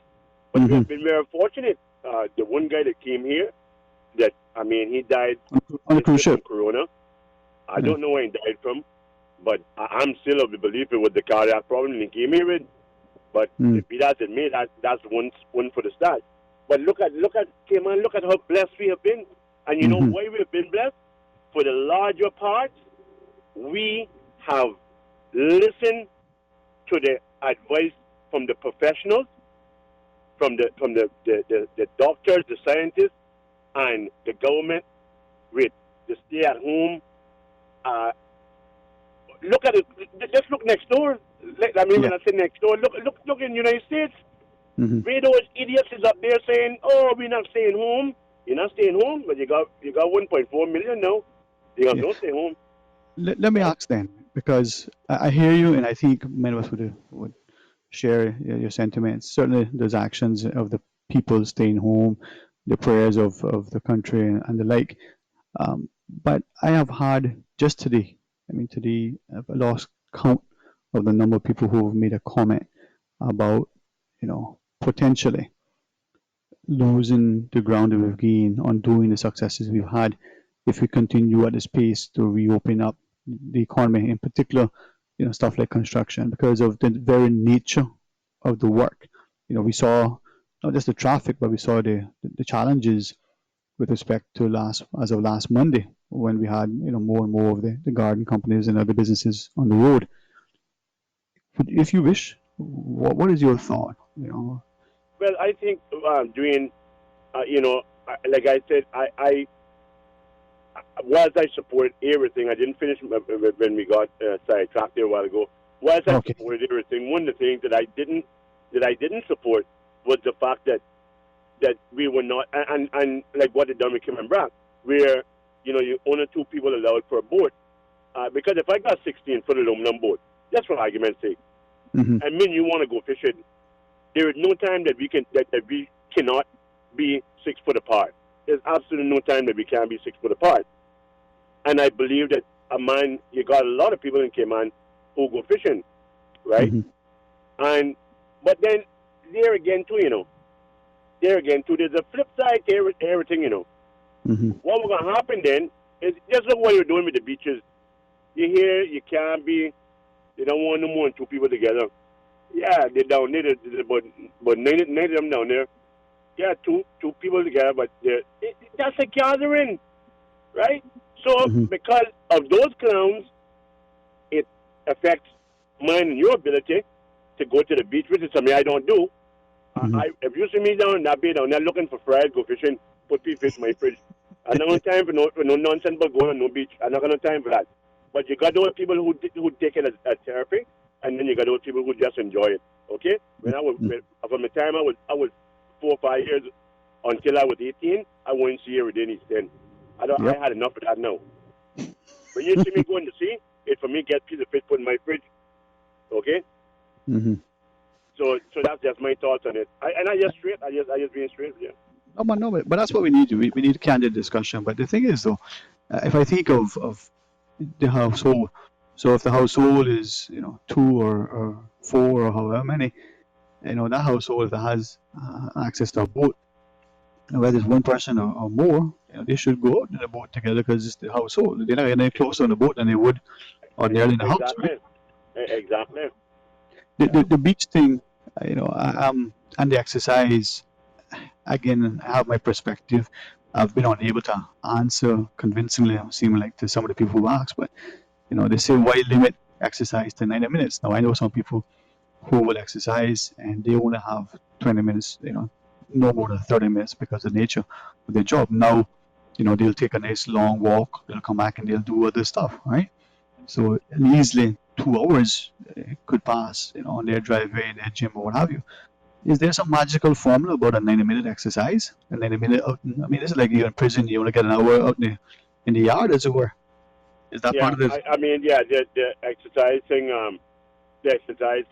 of 90 minutes, I don't know whether they got that figure from someone who's on the health side of things in respect of, what should be. A lot of people say 30-minute walk a day, is adequate exercise. I mean, for me, I do 45 minutes, so I know it depends on how I feel. But right. But the 90 minutes, I think one of the things too, again, that I see is I was driving near the four-way stop in West Bay just last week or week before last, and I saw what could have been a very, very tragic accident. What could have been a very tragic. A gentleman with his 2 children out riding the bicycle for exercise. Now, whereof if that gentleman, if that father was able to carry his children down to the primary school track that they got down there, or Truman Borden, whatever it is. But again, because the clowns out there abusing, how in God's creation you go in exercise 12 o'clock in the day with jeans pants on? They should have taken him in the car and make him walk jeans pants. But okay, take your exercise from here now then. Go walk 90 minutes in your jeans pants and your slippers. Yeah. Because again, some of these clowns don't understand what they're doing. It ultimately affects all of us. And so the premier had to take a stance and say, listen, you can have exercise from your home, which is relatively dangerous for some people depending on where you live. For where I live, oh my God, it's the easiest thing in the world for me because I go right into the farm parking lot. So it don't inconvenience me none. But then there's some people who live in areas where the roads are not wide enough in many respects, which poses a danger to the pedestrian, in the pedestrian, right? So until people understand and recognize that if in these times of crisis, you need to follow the rules. If they say that there's a curfew, then there's a curfew, So, but I can leave you there, and thank you very much for the time that you have afforded me. No, and thank you for taking the time and share with us. Always appreciate your perspective. Enjoy your afternoon, okay? With that, let's pause and take our news break. When we come back, we'll continue taking calls, sharing. We'll hopefully join with one of our friends from FRC. Remember, there's no briefing today, so stay tuned. Your 2 p.m. headlines brought to you by greenturtle.ky. Take a ride on the Green Turtle Express today. Download the Green Turtle app, the future of mobile, saving lives today. Today's biggest news. Radio Cayman. It's only 2 species that we have, on Island. Generations present. Your voice, your choice. For today's biggest news. Access. Local, regional, international, this is headlines from Radio Cayman's newsroom team. Today's biggest news. Fosters have addressed a rumor going around today that they have closed their countryside location due to team members testing positive for COVID-19. Fosters have said this is not true. Fosters have said if they should receive positive results, they will alert the community immediately. Until then, all fosters are open for business and will continue to follow social distancing guidelines, wear masks, sanitize and clean their stores and high touch point areas throughout the day. Good afternoon, I'm Dion Anglin with your headlines and news elsewhere. U.S. President Donald Trump has said a sobering warning by his top infectious disease expert about lifting pandemic restrictions too soon was unacceptable. He accused Dr. Anthony Fauci of wanting to play all sides of the equation in his testimony to lawmakers on Tuesday. The president said he was especially dissatisfied with Dr. Fauci's caution around reopening schools too quickly. And they used to call an 800-mile high cliff home, but dozens of villages in China's Sichuan province have now been relocated to an urban housing estate. Hotelier Village became famous after photos emerged showing adults and children precariously scaling the cliff using just rattan ladders. Around 84 households have now been moved into newly built flats as part of a local poverty alleviation campaign. That's a wrap of your headlines. I'm Dion Anglin. Your 2 p.m. headlines brought to you by greenturtle.ky. Take a ride on the Green Turtle Express today. Download the Green Turtle app, the future of mobile, saving lives today.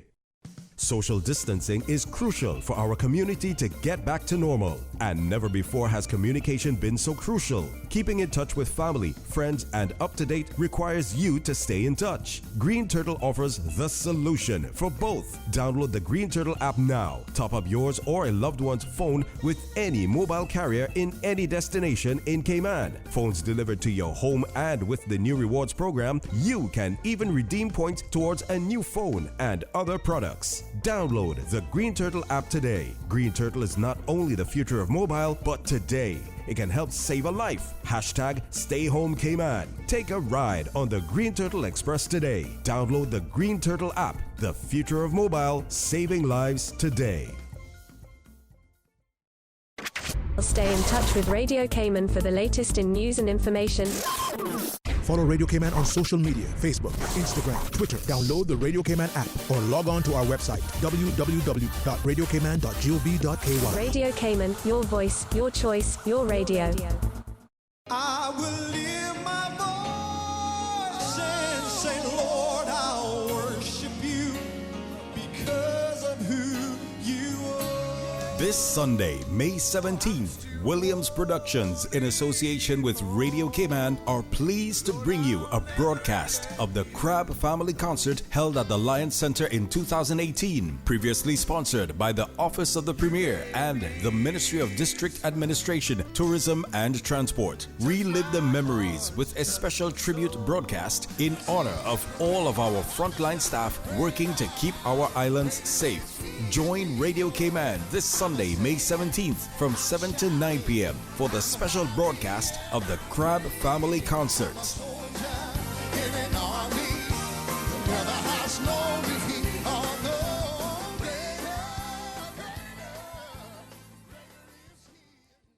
Talk today. But I do have some questions. Talk today. Cayman Islands' foremost listeners participation program. Talk today. Because there are more questions than answers. What the public is saying. Waiting to take your calls right now. Sterling Dwayne Ebanks.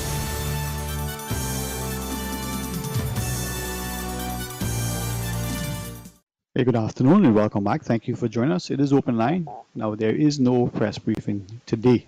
Tomorrow, maybe. And we've got a chance to join our callers. Hey, good afternoon. Welcome. Thank you for calling. Hi, yeah. I'm sorry. It's the first time I've ever done one of these things. So, yeah, I'm definitely through to you, am I? You are live on the air. Yes, thank you for calling. Okay, so basically, so I was absolutely desperate to get through to you when Dr. John Lee was on there, but I understand. So basically, it's in regards to that. I'm not getting complacent at all. I completely agree with all the measures that have been put in place, of course, for what's happening, and I back everything that's happened. But it's in regards with what was brought up yesterday on the aspect that there's a potential that the virus was already here before it was announced, right? And so I actually forwarded for that question to be asked, and I'm desperate for them to reach out to me because now they said that there's a possibility that it was actually previously on the island. I am assured almost that I must have had it.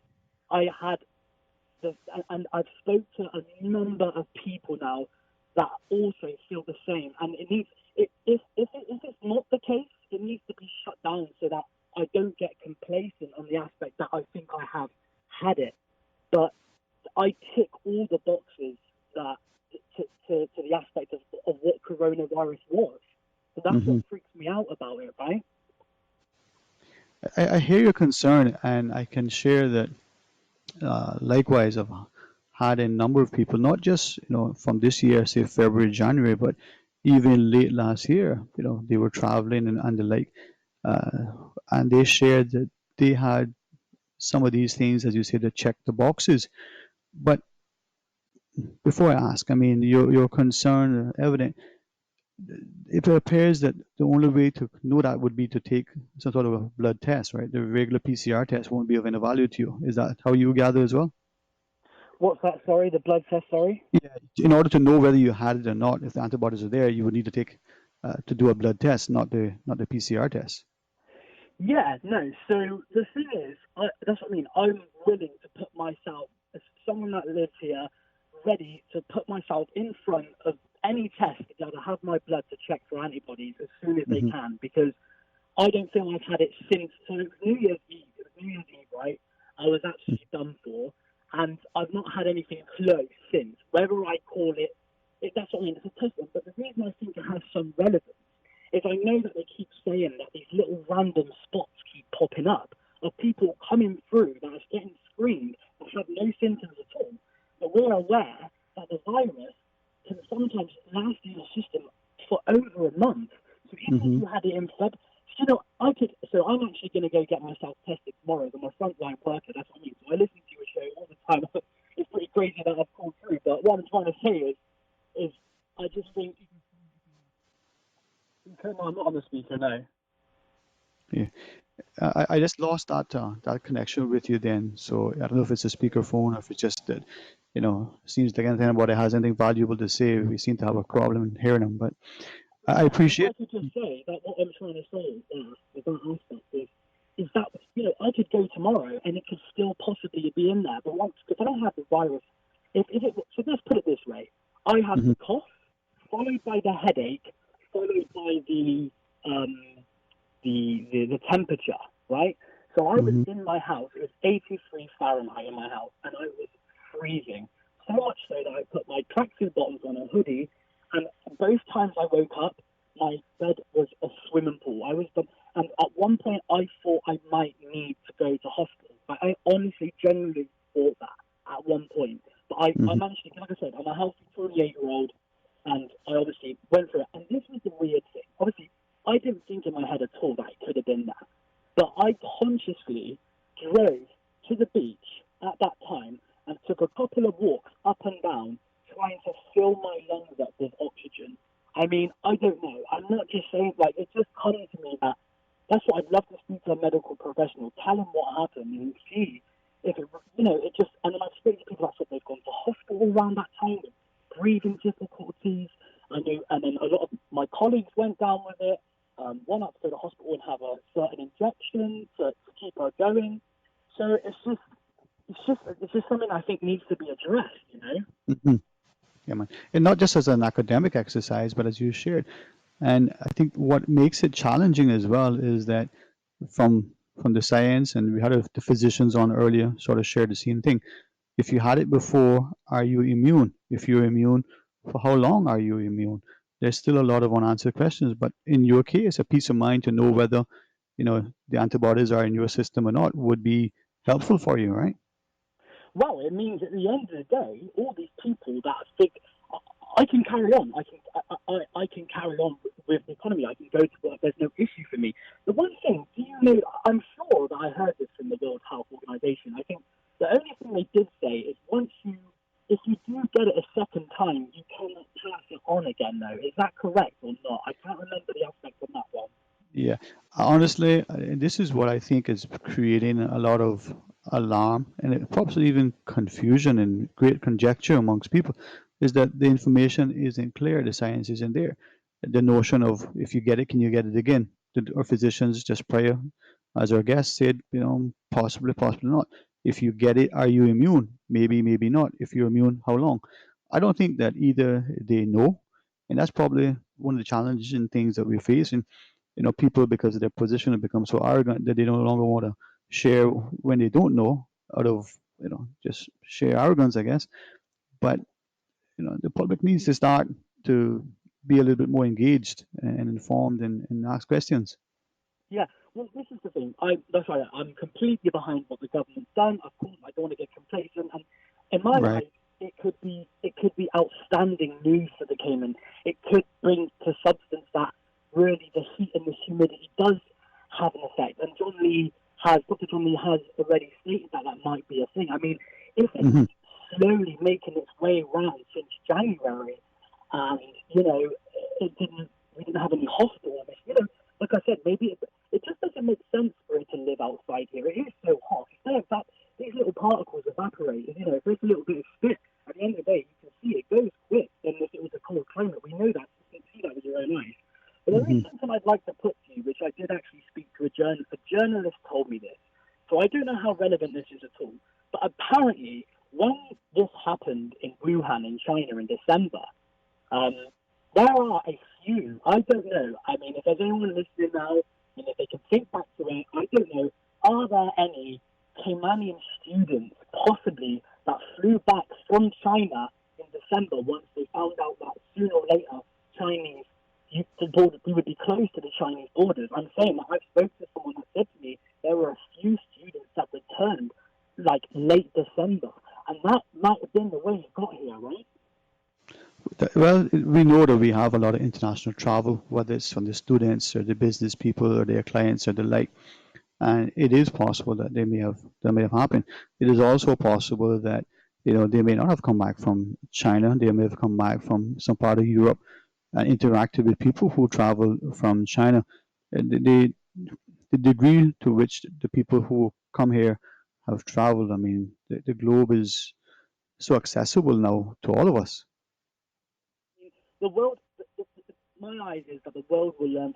Look, it was the only way this world can learn from this next time is you don't mess about. And next time someone flares up like this, all borders shut, because if you shut for 2 weeks, and it means you can open up again, and you've got nothing in your country, then that's a benefit to you. And then you wait a month to see what happens, where else it is, get the testing done, because you can't just leave everything open, because this is our purpose.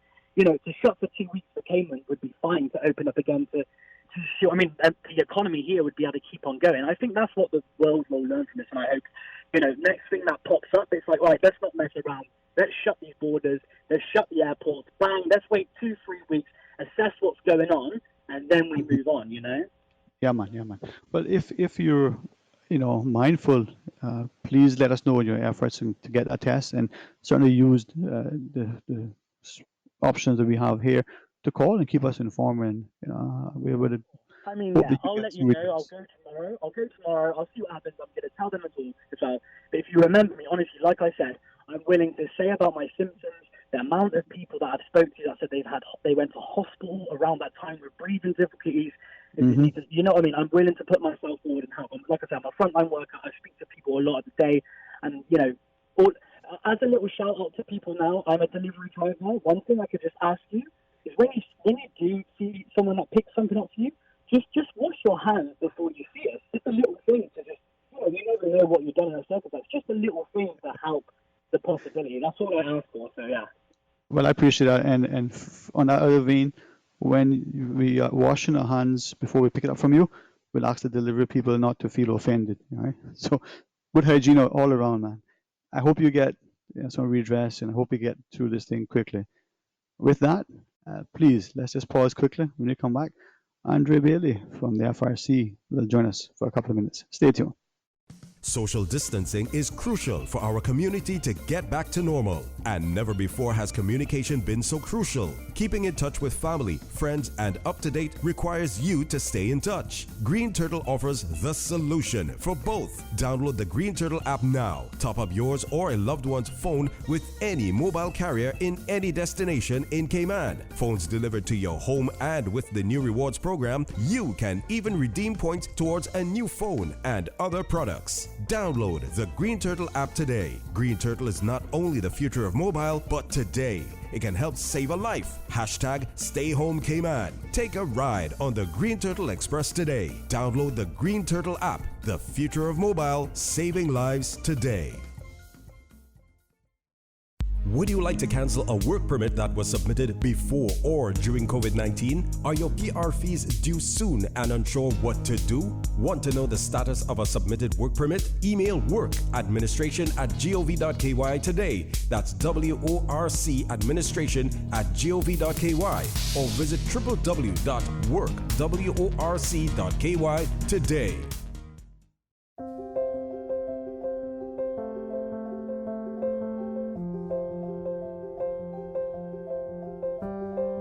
In this time of crisis, we are right here to help keep the power on. We are here to serve you. We are committed to ensuring that you have electricity. Without electricity, not many things will work. We are right here to help keep the power turned on. We are CUC. You can count on us. Hello, Cayman. I'm Quincy Brown. Anybody else getting mixed up with all these new coronavirus terms? Me too. But guess what? I've watched the press conferences and I've read the press releases and I've seen all the social media posts. Look here, I can help you out. Shelter in place. Stay home. Stay out of Johnny Public. Una got it now? If Una want to stay up to the time with what's going on, there's only one place for the real information, the Cayman Islands government. Visit gov.ky/coronavirus. Now remember, keep washing your hands, keep following the rules, and keep taking care of each other. Saving lives is Caymankind. Christian Enlightenment Center is now open for deliveries. Call and order your favorite inspirational books, journals, Bibles, Bible cases, church supplies, stationery, and many other unique items. Christian Enlightenment Center, your complete Christian bookstore and more. To place your order for delivery, text or WhatsApp 923-8050 or email us at ceccenter@candw.ky. Check out our website at christianenlightenmentcenter.com. Browse items on your Facebook page by clicking Shop to view all our collections. Opening hours 10 a.m. to 3 p.m. Monday to Saturday.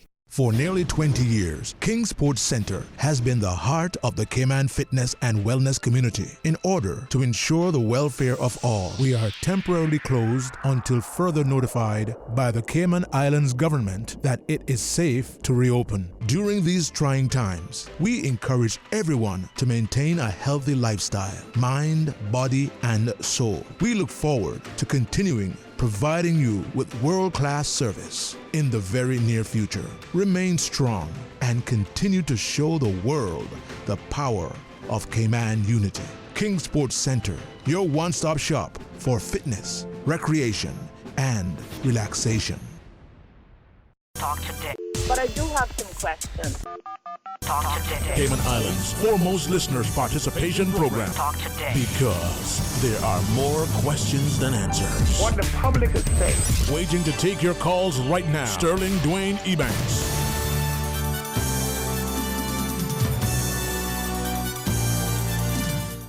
Hey, good afternoon and welcome back. Thank you for joining us. And just a quick reminder, there is no press briefing today, scheduled for tomorrow. Let's go to our phones though. Good afternoon and welcome. Thanks for calling.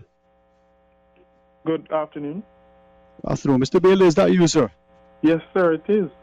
All right. Well, welcome aboard, man. And, out of interest to our listeners, would you be so kind to not only introduce yourself, but tell us what we're going to be talking about, man, because I'm excited. Thanks for sharing information with us. Yes, thank you, sir. Andre Bailey here, program facilitator with the Family Resource Center. And today, I'm just here to promote the International Day of Families, which is celebrated on May 15th each year. So that's tomorrow. Tomorrow, May 15th, is observed internationally as International Day of Families. And this International Day of Families is just an opportunity to promote awareness of issues relating to families and to increase the knowledge of social, economic, and demographic processes affecting families. What that is saying is, in today's day, in an observance of something like International Day of Families, is to recognize that the family is the unit that is facing the brunt of what is happening in terms of the global pandemic.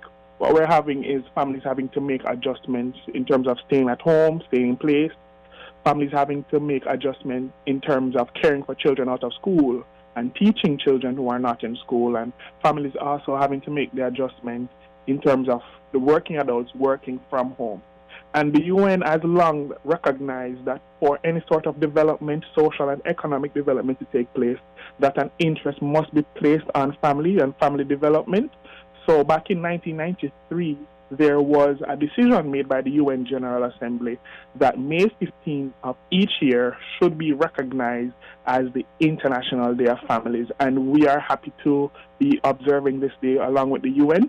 And we, having been in observance of this day, have put together a family activity we want to call Stay Together, and we are calling today just to inform our community or public about it so we could have full participation in this online version of the celebration for International Day of Families. So, sorry, go ahead, sir. Go ahead. Okay. I was listening. Go ahead, sir. Yeah, no, I was going to ask him because you were sharing, with the whole thing, and then today, what is the 14th, right? Yes. Today's 14th. So tomorrow is being observed as International Day of Families, May 15th of every year. And I always think the Fridays in particular special days, and as we look either at it, drawing close to the week, what a wonderful way for families already in their households, hopefully more and more still at home, to do it even more special. What would you want us to do specifically? Very good that this year it falls on the Friday, and yes, I think we appreciate that as well. So what we have planned for our families this year, as I said, is an online version, and even the international community has taken the observance of the day online. So the UN Assembly will be still observing it, but they'll be having an online webinar where persons can watch live on Facebook, or they could register for the link and also be a part of that ceremony or program, if you will. But for us here in the Cayman Islands, we are going to be doing an activity, and we're inviting our families to take part in this activity. What we're asking is for them to take a photograph of themselves doing an activity during this COVID stay-at-home sheltering in place period. Or if not a photograph, they could record a 30-second video of themselves doing an activity, a fun activity as a family, in commemoration of International Family Day. And with that, we are asking them to post this video or photograph on Facebook, and they are asked to tag the Family Resource Center. And having done that, they would invite their families and friends to like their video or to like their photo. And at the end of the day, we are going to be calculating or looking at the photograph or the video that has the most likes, and that family will win amazing prizes that we have in store for them. One condition, though, is that each photo or video must contain a sign marking International Day for Families, or for short, they could have IDF 2020, for us to recognize that this was actually done on the day and not some old photo that was taken back in the day. So it has International Day for Families 2020. Post that somewhere. Could hold a sign, put it in the background, however they want to do it. Be creative, be fun with it. Post it on Facebook. Tag the Family Resource Center and invite your family and friends to like your photo or to like your video, and we will calculate the likes, and at the end of the day, we will determine the winner. Yes, sir. Go ahead. Well, I was just going to mention some of the prizes that we have in store for the I was going to family. ask you. Yes, the winning family will receive a shopping voucher for a local supermarket valued at $200. So they could buy whatever it is the family wants for a month, if you will, whatever they want to do with that shopping voucher of $200. They will also feature in the FRC newsletter for next month, and they will also be featured in one of our social media or traditional media campaigns. So however we're going to organize them to be a part of it, that family will feature in the newsletter, and they will also feature in one of our campaigns, including the shopping voucher of $200. The second place family will receive a restaurant voucher for 4. This is for a dinner of 4 by delivery. So the restaurant will give a set of restaurants that they could choose the item that they want, the menu item, and have that delivered on the particular day that they want it. That is also valid at $100. And the third place family will receive free ice cream or gelato delivered to their door. So it's ice cream of their choice or gelato of their choice delivered to their door simply for taking a photograph or recording a video, posting it on Facebook, and having your family and friends like that video. Okay, well, that sounds good, because I was just thinking that with that, and perhaps the talk show host doing the interview gets the chocolate delivered too. That sounds a good plan, right? Yeah, everybody, including you. So this is a one-day competition, of course. It's just tomorrow. Tomorrow is International Day of Families. So it's just a one-day competition. It's just an activity. It's a family activity for the families to get involved. We know we have spoken here on this program about balancing school work, homeschooling, and balancing working. And we're happy that International Day of Families fall within this period. So parents and families could use this as another family activity while they're trying to balance this new normal that we're living in. Yeah, man. Yeah, man. It's something that when I look at where we are as a society, not just global level, but here, and recognizing the challenges. So it's good to hear that we have these opportunities to still do some of the things that we did before, perhaps do them even better, and perhaps engage more. Today, everybody seems to be in the social sphere. So hopefully you have not just a lot of participation, but people have a lot of fun participating. Exactly, and that's what we want. We want families to have fun doing it. We want them to be taking the photographs and even putting together an album at the end of this. It might inspire them to take a photograph every day. I know co-workers have been doing that already. They're memorializing the event, this COVID period itself, creating a time capsule, if you will, so they could always have it to look back on even after we have passed through this pandemic. So for additional information, persons can always contact us at the Family Resource Center. Our number is 949-0006, 949-0006. They could always contact us by email, frc@gov.ky, and of course visit our social media pages at Family Resource Center. That's on Facebook and Instagram. All the information regarding entry, all the particulars for this activity will be posted online. You could check out our social media pages as well as our website, or contact us by email or by phone, and we'll get that information to you. So we want families to really embrace this day, to recognize that on an international level, the United Nations recognizes the importance of families, and the Family Resource Center, as is suggested in our name, we are also very much a part of that recognition, understanding that the family unit forms the basic fabric of any society. And once we can keep that family unit together, and then we can weather any storm, pandemic or not. There you go, man. There you go.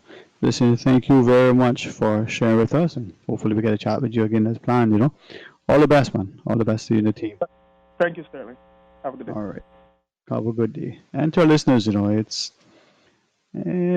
however you want to describe it, a trying time, an unprecedented time, a time where people may understand the importance of working ever more closer in in a cooperative spirit, and ensuring that we remain civil. And as we look about our community, perhaps we'll appreciate the importance of working hand in hand and keeping each other accountable, but being responsible in our actions and our endeavors, and being so appreciative of what people are doing for us.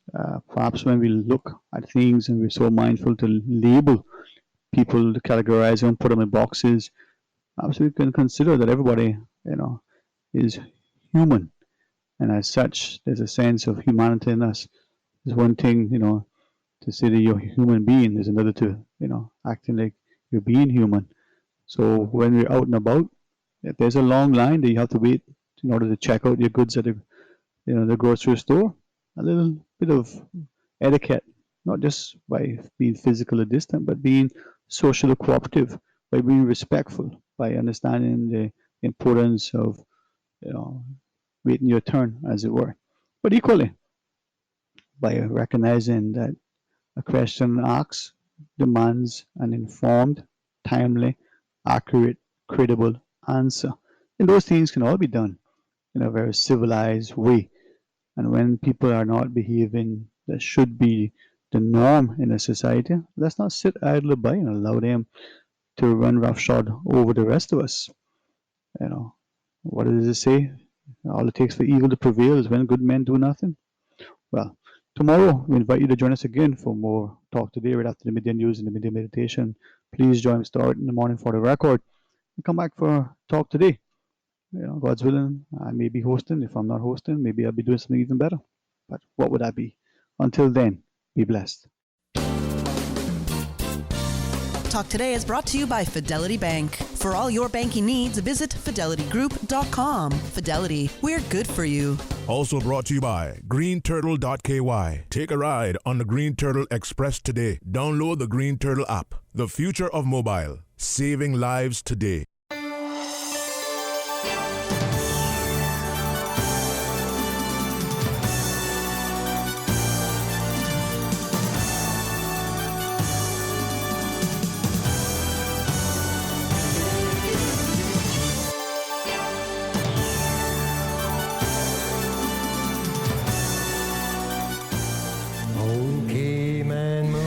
Voice of the Cayman Islands, Radio Cayman. Shining down from above. We love our listeners. Radio Cayman in the Cayman Islands.